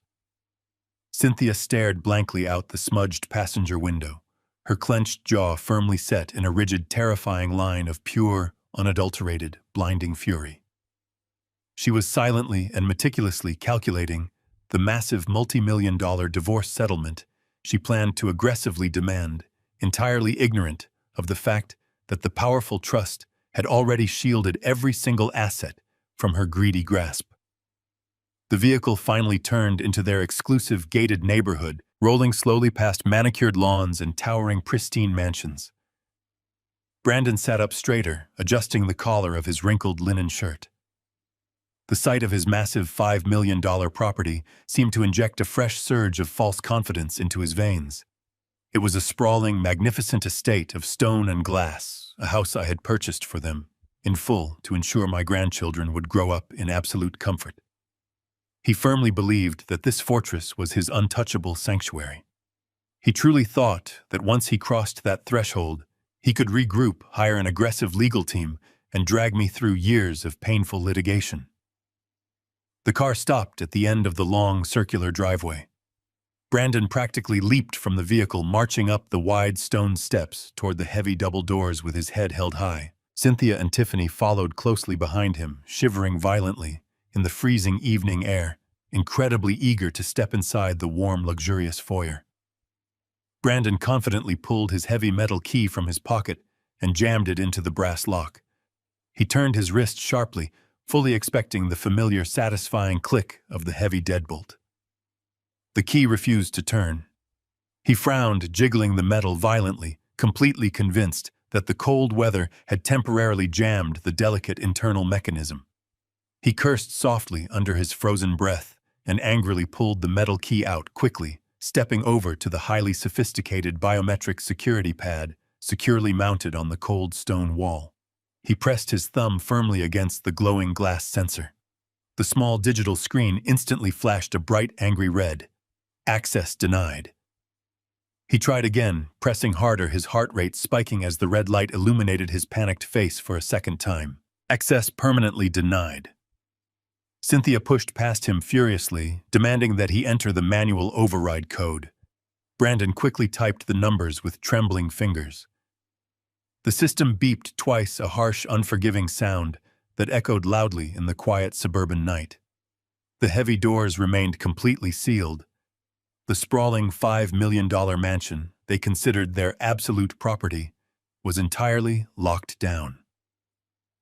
As the horrifying reality of their total exclusion began to settle heavily over them, the motion sensor lights on the expansive wraparound porch suddenly flared to life. The brilliant illumination cast long, stark shadows across the manicured landscaping. From the deep, darkened corner of the stone veranda, a tall, imposing figure slowly stepped forward into the harsh light. It was Harrison Cole. My ruthless wealth attorney stood perfectly still, his hands resting casually in the pockets of his expensive wool overcoat. He looked down at Brandon and Cynthia with an expression of cold, professional detachment, waiting patiently for them to fully process the catastrophic end of their privileged existence. Harrison did not move a single muscle as Brandon stared at him in absolute shock. The cold night air whipped across the stone porch, freezing the arrogant breath right inside my stepson. Behind Harrison, stepping smoothly out from the heavy shadows of the manicured security hedges, were two massive men dressed in identical dark suits. They were private security contractors, highly trained, heavily armed, and completely unbothered by the freezing temperature. They took their positions flanking the heavy double doors, crossing their thick arms and staring blankly at the shivering trio standing on the driveway. Cynthia was the first to finally break the suffocating silence. She wrapped her thin silk shawl tightly around her shaking shoulders and demanded to know what my attorney was doing on her property in the middle of the night. She ordered him to move aside and open the door immediately so she could get out of the freezing wind. She threatened to call the local police and have him arrested for trespassing on her private estate. Harrison simply smiled, a thin, humorless expression that did absolutely nothing to warm his face. He calmly reached inside the inner pocket of his heavy wool overcoat and slowly extracted a thick manila envelope. He held it out toward her, his hand perfectly steady in the bitter cold. The heavy paper seemed to absorb the dim security lighting, acting as a physical anchor for the absolute destruction about to follow. "This property no longer belongs to you, Cynthia," Harrison stated, his deep voice carrying easily over the howling wind. In fact, as of Friday evening, the title was permanently transferred into a blind corporate trust, an entity over which you possess absolutely no legal authority or marital claim. He stepped down one stone stair and pressed the heavy envelope directly against her shivering chest until she was forced to instinctively grab it. "These are your formal divorce papers, properly filed, fully expedited, and legally binding." Cynthia stared down at the thick stack of premium legal paper, her manicured fingers trembling violently.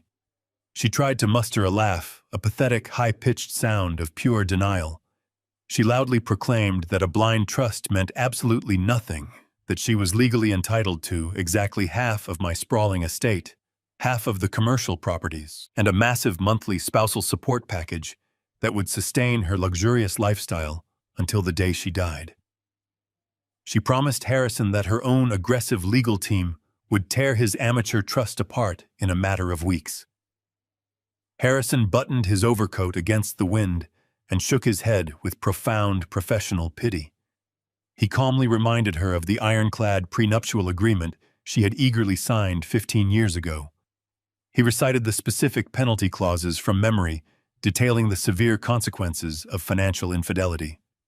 He smoothly explained that her active participation in a documented conspiracy to defraud my personal estate, explicitly evidenced by her offshore wire attempts and massive unauthorized credit expenditures while I lay dying in a hospital bed, constituted a total unrecoverable breach of that contract.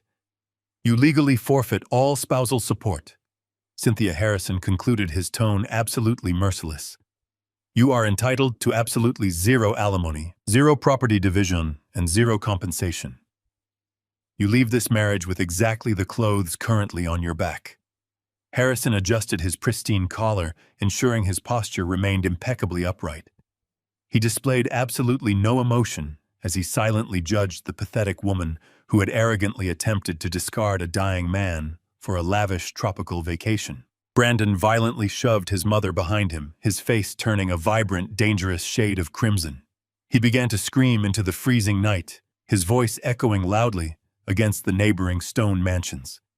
He demanded to be led inside the house, furiously claiming that he was a victim of an illegal corporate coup. He pointed a shaking finger directly at Harrison and aggressively threatened to sue my software company for millions of dollars in punitive damages. He loudly declared that as the rightful chief operating officer, he held significant equity and unmatched operational authority, and that no obscure legal trickery could magically erase his documented corporate standing. He promised to drag my name through the most vicious, highly publicized corporate litigation the city had ever witnessed. Harrison did not flinch, nor did he raise his voice to match Brandon. He simply reached back into his heavy overcoat and pulled out a second, slightly thinner envelope. He extended his arm, waiting patiently until Brandon finally stopped screaming and snatched the paper from his hand. "You are officially terminated for gross corporate espionage, systemic fraud, and attempted grand larceny," Harrison explained smoothly.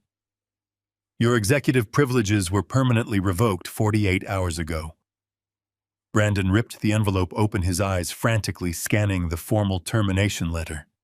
He stammered that a termination required board approval, that a dying man could not unilaterally execute a firing of a senior partner. Harrison took a slow, deliberate step forward, completely closing the distance between them. "Richard is very much alive, Brandon," he stated softly, "and he is very, very angry. The district attorney has already been fully notified of your documented attempt to illegally sell protected company assets to a New York venture capital firm. They currently possess the Vanguard and Hayes email threads, the financial wire receipts, and the blatantly forged medical power of attorney you foolishly tried to execute." Tiffany collapsed onto the cold, concrete driveway, burying her face in her hands and sobbing uncontrollably.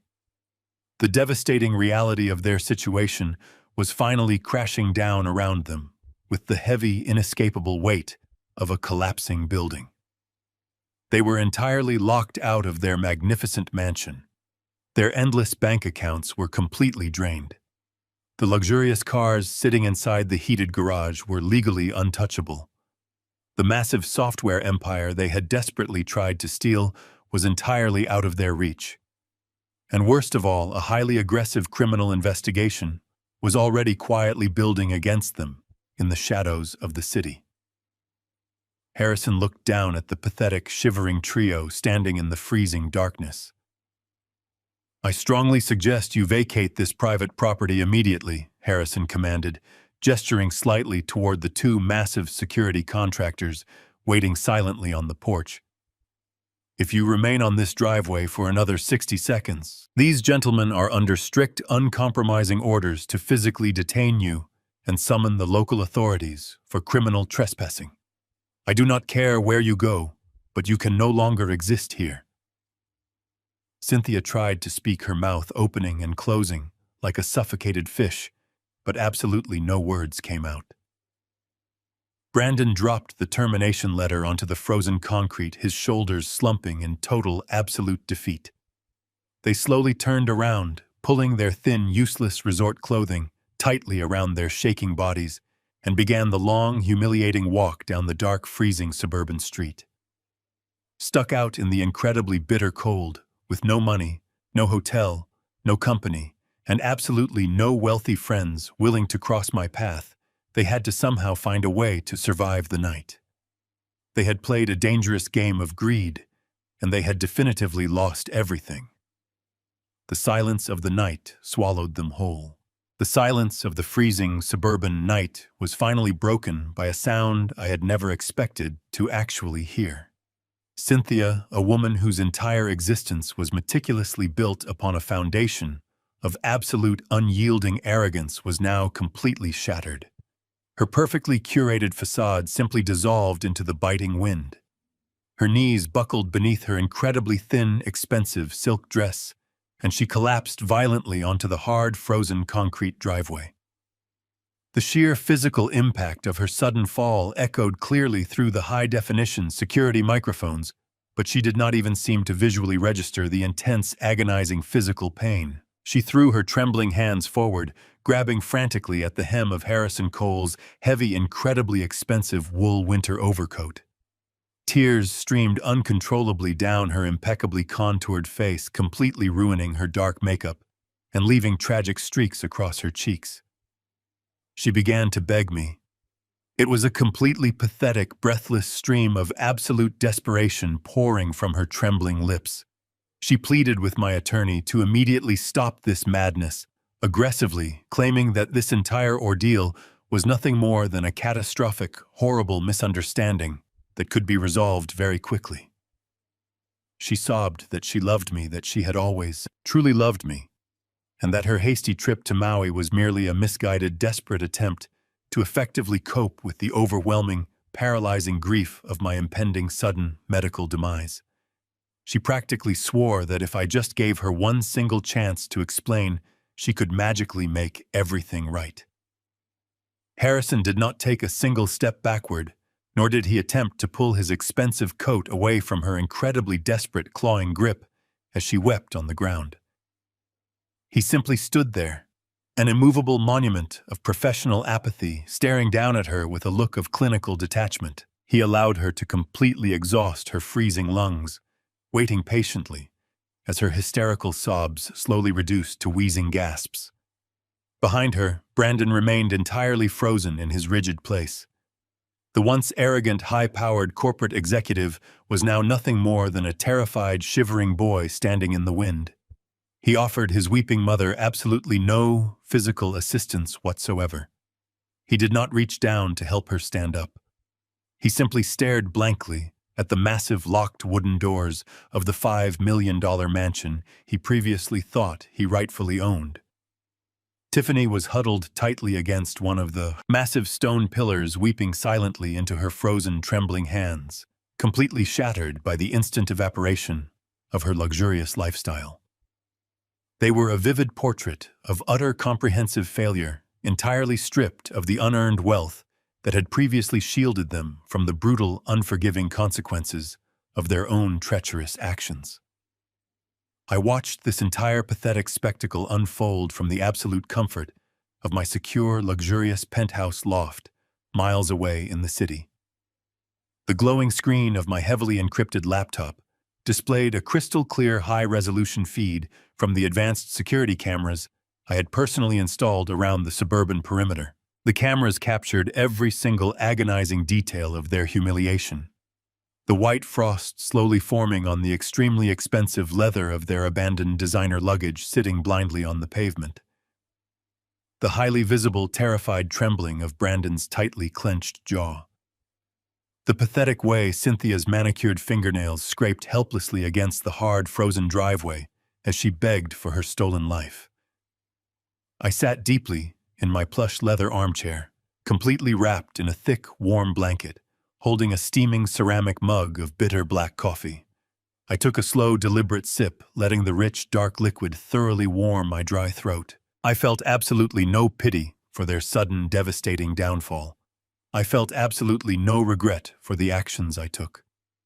I simply watched the woman who had callously wished for my sudden death kneel on the freezing ground and aggressively beg for my money.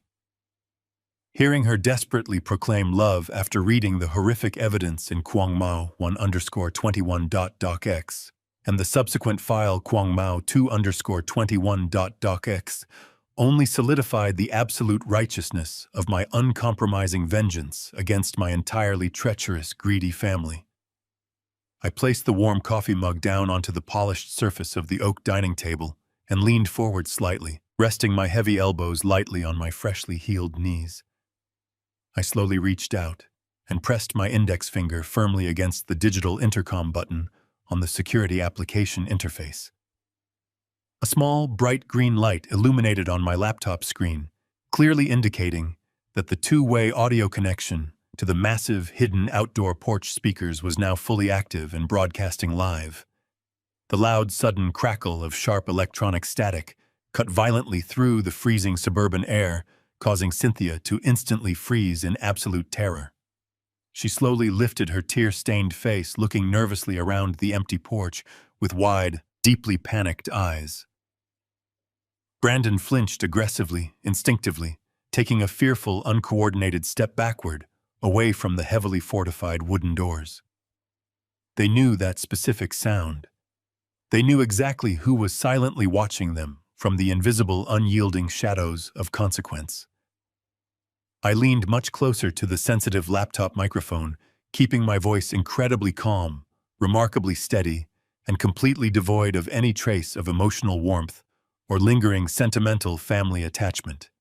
You did not want to miss your flight to Hawaii. Cynthia, my voice boomed deeply through the high-fidelity outdoor speakers, echoing loudly across the massive stone veranda and rolling heavily down the long, circular driveway into the winter night. You packed your bags, while my heart monitor was still frantically beeping. You happily planned your lavish tropical celebrations while I was desperately fighting for every single breath I took. Now you do not have to worry about missing anything ever again. The psychological impact of my voice was absolutely and profoundly devastating. Cynthia let out a loud, piercing wail, aggressively covering her ears, as if my spoken words were physically burning her skin. Brandon completely collapsed against the cold stone wall, sliding down slowly, until he was sitting, helplessly, on the frozen ground, right next to his softly weeping wife. I removed my finger from the digital intercom button, instantly severing the audio connection, and plunging the sprawling estate back into the cold, unforgiving silence of the bitter winter. On the digital screen, I watched as Harrison Cole gave a single, almost imperceptible nod to the two massive private security contractors, standing silently in the shadows of the porch. The armed men immediately stepped forward, moving with swift, terrifying efficiency. They grabbed Brandon roughly by the arms, hauling him forcefully to his feet, and gestured aggressively for Cynthia and Tiffany to immediately follow. There was absolutely no room for any negotiation. There was absolutely no delay. The imposing guards marched the weeping, completely broken family down the long, winding driveway, physically escorting them all the way past the ornate iron gates that marked the absolute edge of the private property line. The heavy metal gates slowly swung shut behind them, locking with a loud, definitive, and permanent mechanical clatter. They were left standing entirely alone on the dark, freezing suburban sidewalk, clutching their thin resort clothing, shivering violently beside their entirely useless designer suitcases, permanently banished from my world. Exactly 30 days after that freezing night on the driveway, I walked through the towering glass doors of my corporate headquarters. The morning sun illuminated the expansive marble lobby, reflecting brightly off the polished surfaces and casting a warm golden glow over the bustling space. My physical recovery had been nothing short of miraculous. The dull ache in my chest had faded into a distant memory, replaced by a deep, resonant vitality that I had not felt in over a decade. I did not require a cane, nor did I need to pause for breath as I approached the private executive elevator. My mind was incredibly sharp, operating with a lethal, focused clarity that only surviving a profound betrayal can truly forge. The dedicated security personnel and administrative staff smiled warmly as I passed their eyes, reflecting genuine relief and profound respect. They had all witnessed the chaotic, sudden departure of my treacherous stepson, and they knew the rightful architect of the company had fully returned to his throne. The heavy elevator doors slid open, delivering me directly to the top floor. I walked down the silent, carpeted hallway and stepped into my massive corner office. The panoramic view of the Chicago skyline was absolutely breathtaking, a sprawling testament to the relentless ambition and sheer determination that had built this empire from a freezing concrete garage. I sat down behind my wide mahogany desk, resting my hands firmly on the smooth wood. The air in the room felt remarkably clean, completely purged of the toxic, arrogant energy Brandon had infected it with during my brief medical absence. I took a slow, deep breath, savoring the profound silence of absolute control. I reached over to the secure phone console and pressed the intercom button. I asked my executive assistant to locate Sarah Jenkins and send her to my office immediately. Less than 5 minutes later, the heavy wooden door swung open. Sarah stepped inside carrying her usual stack of financial ledgers and analytical reports. She looked tired but incredibly sharp, her eyes carrying the same unyielding grit that had helped us navigate the treacherous corporate battlefield for years. She sat down in the leather chair opposite my desk, placing her documents on the polished wood. She began to brief me on the latest quarterly projections, rapidly listing off complex data points and international revenue streams. I raised my right hand gently, signaling for her to stop. "I did not call you up here to discuss the quarterly margins, Sarah," I stated calmly, my voice carrying a deep, resonant warmth. "I called you here to discuss the permanent future of this company." I leaned forward, folding my hands together on the desk. When I was lying completely helpless in that intensive care unit surrounded by people who were actively plotting my immediate demise, you were the only person who possessed the courage and the loyalty to stand by my side. You risked your entire professional career to smuggle those documents into my room. You saved my life and you saved the legacy we built together. Sarah lowered her eyes, a rare display of quiet emotion washing over her face. "It was the only acceptable course of action, Richard," she replied softly. "I could never let them destroy what you created." I smiled, a genuine expression of profound gratitude. "I know," I said, "and that is exactly why I am officially terminating your current position as Chief Financial Officer." I slid a heavy embossed leather folder across the desk. "Effective immediately, you are the new Chief Operating Officer of this corporation. You have full executive authority, complete board voting rights, and a significantly expanded equity stake." Sarah stared at the leather folder, completely stunned by the magnitude of the promotion. It was a position she had rightfully earned a dozen times over a position Brandon had shamelessly occupied through nepotism alone. She slowly opened the cover, reading the formal executive decree. I watched the realization settle over her, a beautiful mixture of professional pride and immense relief. "We have a massive amount of work to do, Sarah," I continued, my tone shifting back into a focused, commanding rhythm. "We are going to aggressively expand our logistics network, and I need a truly lethal operational commander to lead the charge." "Are you ready to go to war?" Sarah closed the folder, sitting up perfectly straight. Her eyes locked onto mine, burning with fierce, unstoppable determination. "I am absolutely ready," she declared, her voice steady and powerful. We spent the next 3 hours mapping out a comprehensive, highly aggressive corporate strategy, entirely reshaping the company hierarchy and permanently purging every single useless executive Brandon had foolishly hired during his arrogant tenure. Once she finally departed my office to execute our new directives, I requested another essential meeting. Harrison Cole arrived shortly after lunch, carrying his signature leather briefcase and wearing his usual expression of cold, professional detachment. We had a different kind of restructuring to finalize. I instructed him to completely dissolve my previous last will and testament, systematically erasing every single mention of Cynthia Brandon and Tiffany from the binding legal text. "I refuse to leave a single dollar to pure, unadulterated greed," I explained to my attorney as he quickly drafted the new legal parameters. I directed Harrison to establish a massive, highly structured philanthropic trust. The vast majority of my personal liquid wealth, totaling hundreds of millions of dollars, would be permanently dedicated to funding advanced medical research facilities and comprehensive educational scholarships for underprivileged students across the city. Furthermore, I legally mandated that the remaining substantial corporate equity would be evenly divided among the incredibly loyal, dedicated employees who had faithfully stood by my side during the darkest, most challenging years of my business. The mechanics working in the distribution centers, the software engineers writing code through the night, the administrative staff who kept the machine running. They were my true family, and they would rightfully inherit the massive fruits of our collective, tireless labor. Harrison recorded every instruction with flawless precision, legally fortifying the new documents against any potential future challenges. By the time he packed his briefcase and offered a respectful nod of departure, my legacy was entirely secure, forever shielded from the destructive, grasping hands of entitled parasites. As the late afternoon sun began to dip below the towering city skyscrapers, casting long, dramatic shadows across my office, my private cellular phone vibrated softly on the desk. It was a highly encrypted message from Robert Sanchez, the elite private investigator I had retained to quietly monitor the ensuing fallout. I opened the detailed digital report, reading the final definitive chapter of my vengeance.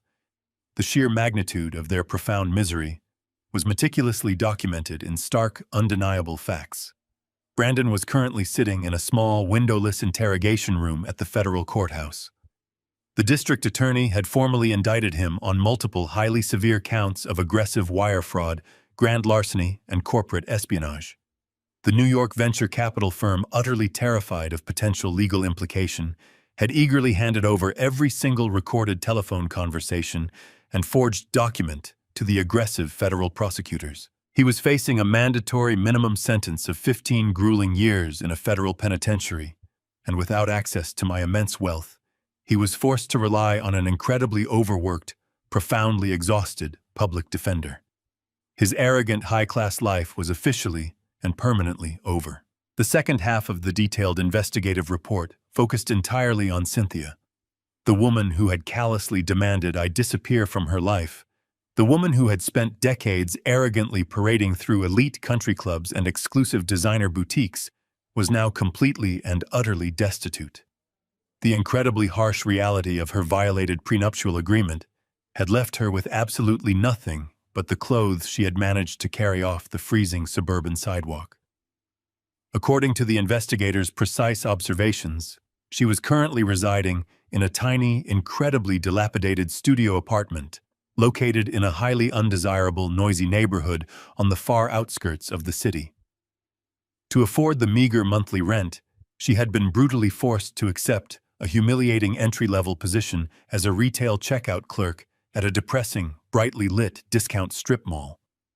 The comprehensive report explicitly detailed how she spent her long, agonizing days standing for 8 hours behind a cheap plastic counter, bitterly scanning discounted merchandise for impatient, rude customers while wearing a hideous, oversized polyester uniform. I closed the investigative report and carefully set the phone down on the smooth mahogany wood. I pictured Cynthia deeply exhausted, her feet throbbing in cheap shoes, desperately trying to maintain a shred of her former dignity while bagging clearance items under the harsh, buzzing fluorescent lights. I pictured Brandon terrified and completely isolated in a cold, concrete cell, finally realizing that his pathetic, manufactured corporate facade could not save him from the brutal, crushing weight of federal justice. They had eagerly anticipated my death, treating my impending demise as a convenient, lucrative transaction. They had severely underestimated the terrifying resilience of the man who had built their luxurious world. I walked over to the massive glass window, looking down at the vibrant, glowing city below. My heart beat with a steady, powerful, and incredibly peaceful rhythm.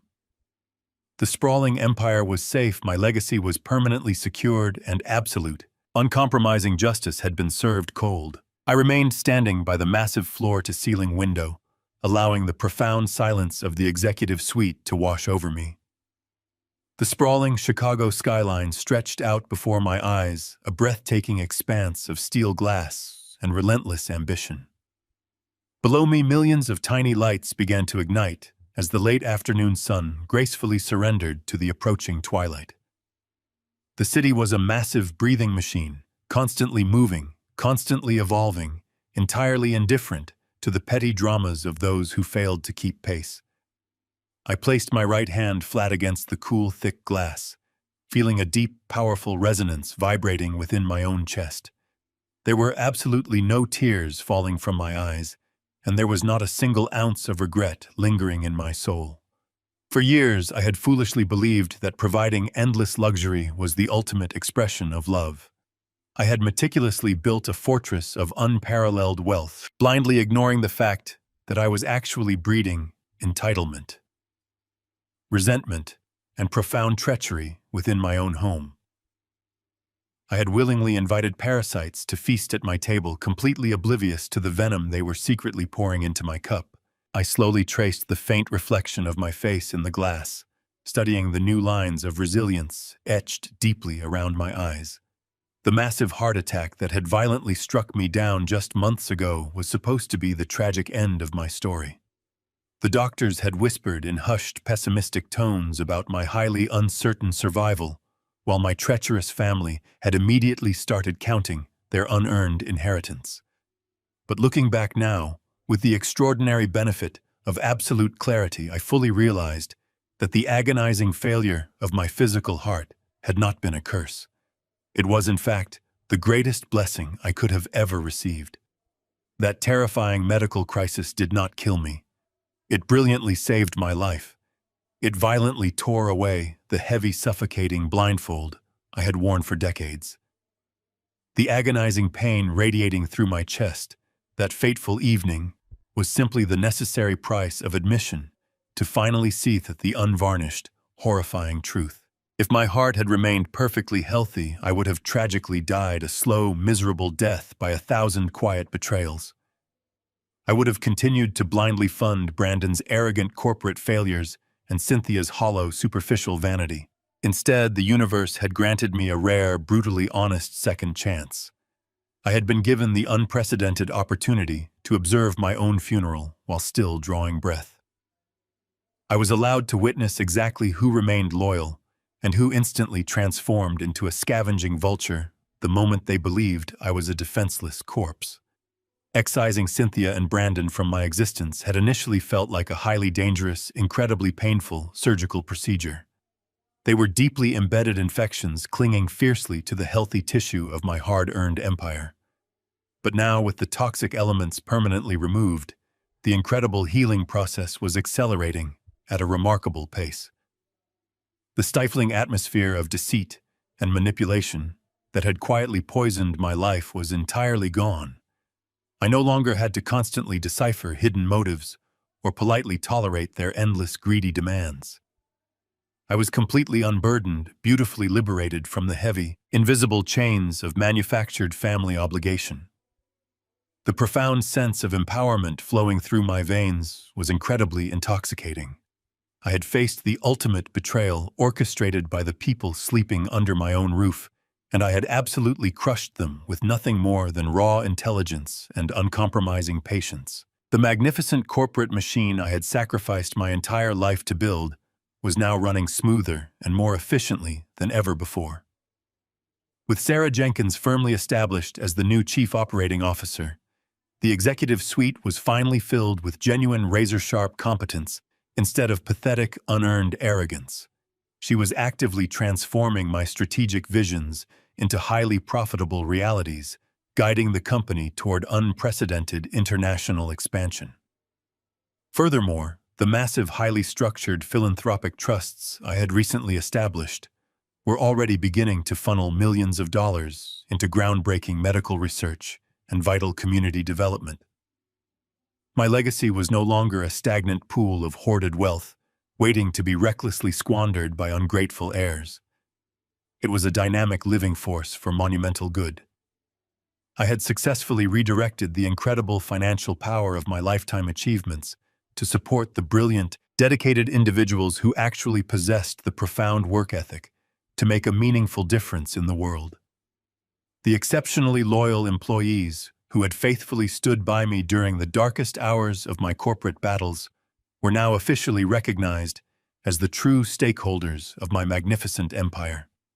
They would reap the generous rewards of our collective struggle. I turned away from the sprawling city view and slowly walked across the spacious office toward a small, elegant mahogany cabinet. I opened the polished wooden door and retrieved a heavy crystal tumbler and a bottle of remarkably rare, decades-old scotch. I poured a very modest measure of the rich amber liquid, enjoying the soft, satisfying clinking sound it made against the heavy glass. This was a private celebration of profound survival, a quiet toast to the undeniable mastery of my own fate. I had not allowed myself to become a tragic, forgotten victim in my own life story. I had refused to quietly fade into the miserable shadows, while treacherous scavengers violently dismantled my entire kingdom. Instead, I had aggressively reclaimed my absolute power, utilizing the full, terrifying weight of my vast resources to enforce a brutal, uncompromising standard of justice. I held the crystal tumbler up to the ambient light of the room, watching the amber liquid catch the brilliant reflections of the city below. I was a man entirely reborn from the cold ashes of absolute betrayal, hardened by the undeniable reality of human greed. I took a very slow, appreciative sip. The complex, smoky flavor of the aged scotch warmed the back of my throat, offering a rich, deeply satisfying contrast to the icy, calculated vengeance I had so meticulously executed over the past month. My mind drifted briefly back to the shivering, pathetic figures of my former family, standing helplessly on that freezing suburban sidewalk.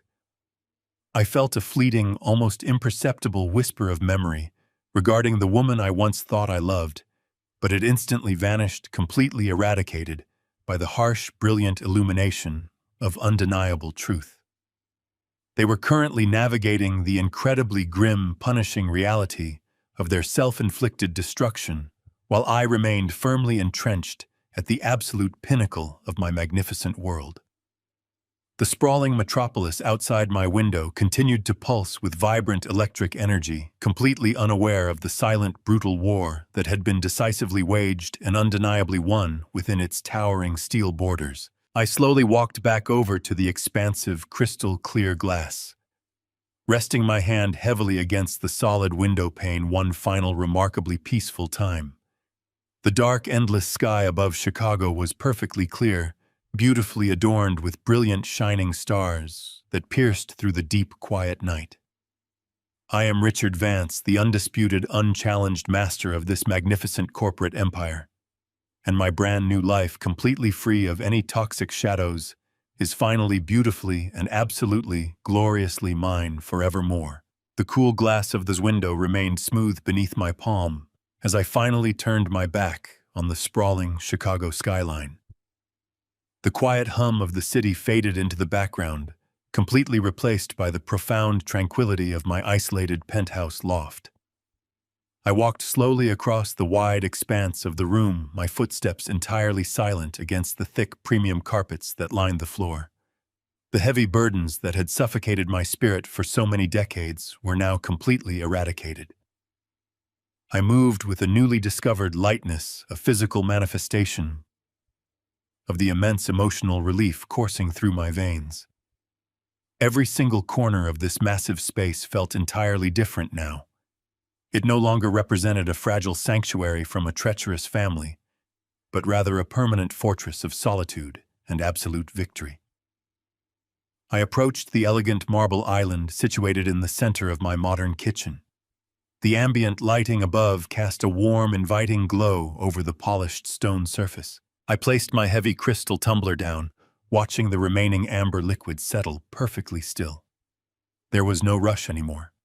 There were absolutely no urgent demands echoing from greedy dependents, and no manipulative pleas seeking to drain my hard-earned resources.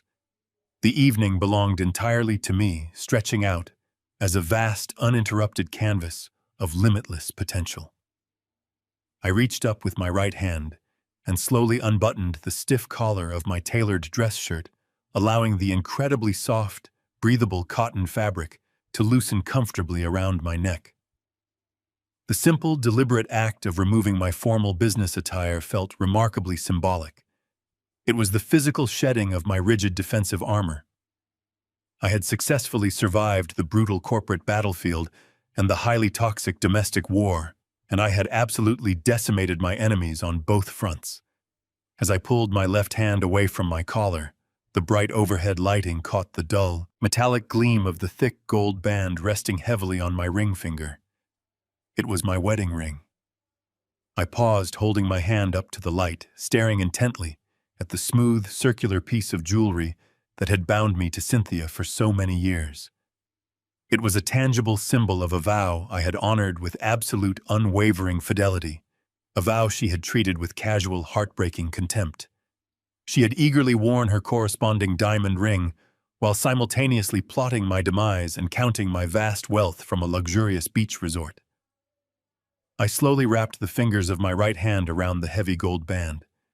It felt remarkably cold against my warm skin, completely devoid of any lingering sentimental value. I did not feel a single trace of sorrow, nor did I experience any sudden rush of nostalgic mourning. The profound love I had once harbored for that incredibly treacherous woman had been entirely extinguished, permanently snuffed out by the sheer, undeniable magnitude of her calculated cruelty. With a firm, steady motion, I pulled the heavy gold ring completely off my finger. It slid effortlessly over my knuckle, leaving behind a faint, pale indentation on my skin. I stood completely still for a long moment, holding the discarded jewelry tightly in my palm, feeling the satisfying weight of my final, ultimate liberation. I turned slowly and walked over to the stainless steel waste receptacle, discreetly positioned beneath the marble counter. I did not hesitate. I did not offer any silent prayers or poetic farewells. I simply opened my hand and let the heavy gold ring fall directly into the dark, empty bin. The metallic clatter echoed sharply against the quiet walls, a highly definitive, deeply satisfying punctuation mark, ending a miserable chapter of my life. I closed the sleek cabinet door, completely detaching my soul from the toxic, exhausting past. The pale indentation on my finger would eventually fade, just as the memory of their pathetic greed would slowly dissolve into the endless river of time. I walked back toward the expansive living area, feeling a deep, powerful surge of absolute control settling firmly into my bones.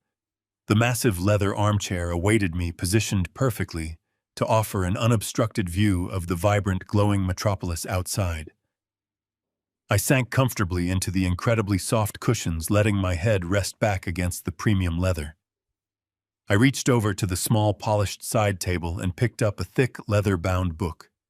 It was a complex historical biography I had been eagerly wanting to read for several months, completely unable to find the required mental focus while navigating the chaotic demands of my former family. Now my mind was entirely my own. I opened the book, the crisp sound of the turning pages breaking the beautiful, heavy silence of the room. The words on the page were clear, sharp, and deeply engaging. I was no longer an exhausted, dying man desperately trying to secure an unappreciative legacy. I was a remarkably healthy, incredibly wealthy, and absolutely uncompromising force of nature. I had meticulously restructured my sprawling corporate empire to reward the genuinely loyal individuals who actually deserved it. I had permanently legally protected my massive financial assets from those who callously viewed my existence as nothing more than an inconvenient obstacle to their luxurious desires.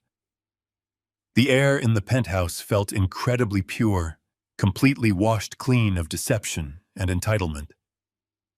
The terrible, suffocating pressure in my chest that had once signaled my impending death was entirely gone, replaced by the steady, powerful rhythm of a completely revitalized heart. The relentless, ambitious machine I had built was currently operating at peak efficiency, generating immense prosperity that would now be utilized to profoundly benefit the greater good. The parasites who had actively sought to drain my life force were currently navigating the incredibly grim, unforgiving reality of their own treacherous actions, entirely stripped of the unearned luxury they had foolishly taken for granted. I gently turned another crisp page of my book, savoring the absolute perfect peace of the moment. The quiet evening stretched before me, a beautiful, undeniable testament to the extraordinary power of survival and the cold, unyielding beauty of absolute justice.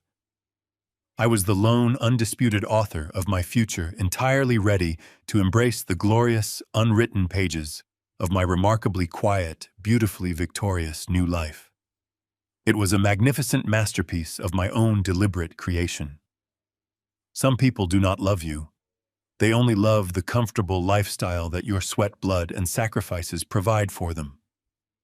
When you are strong and providing, you are their king. But the moment you show weakness or become a burden, they will not hesitate to leave you behind to protect their luxury. Never ignore your gut feeling, and never give anyone the power to write your final chapter. True wealth is not just about the money you accumulate.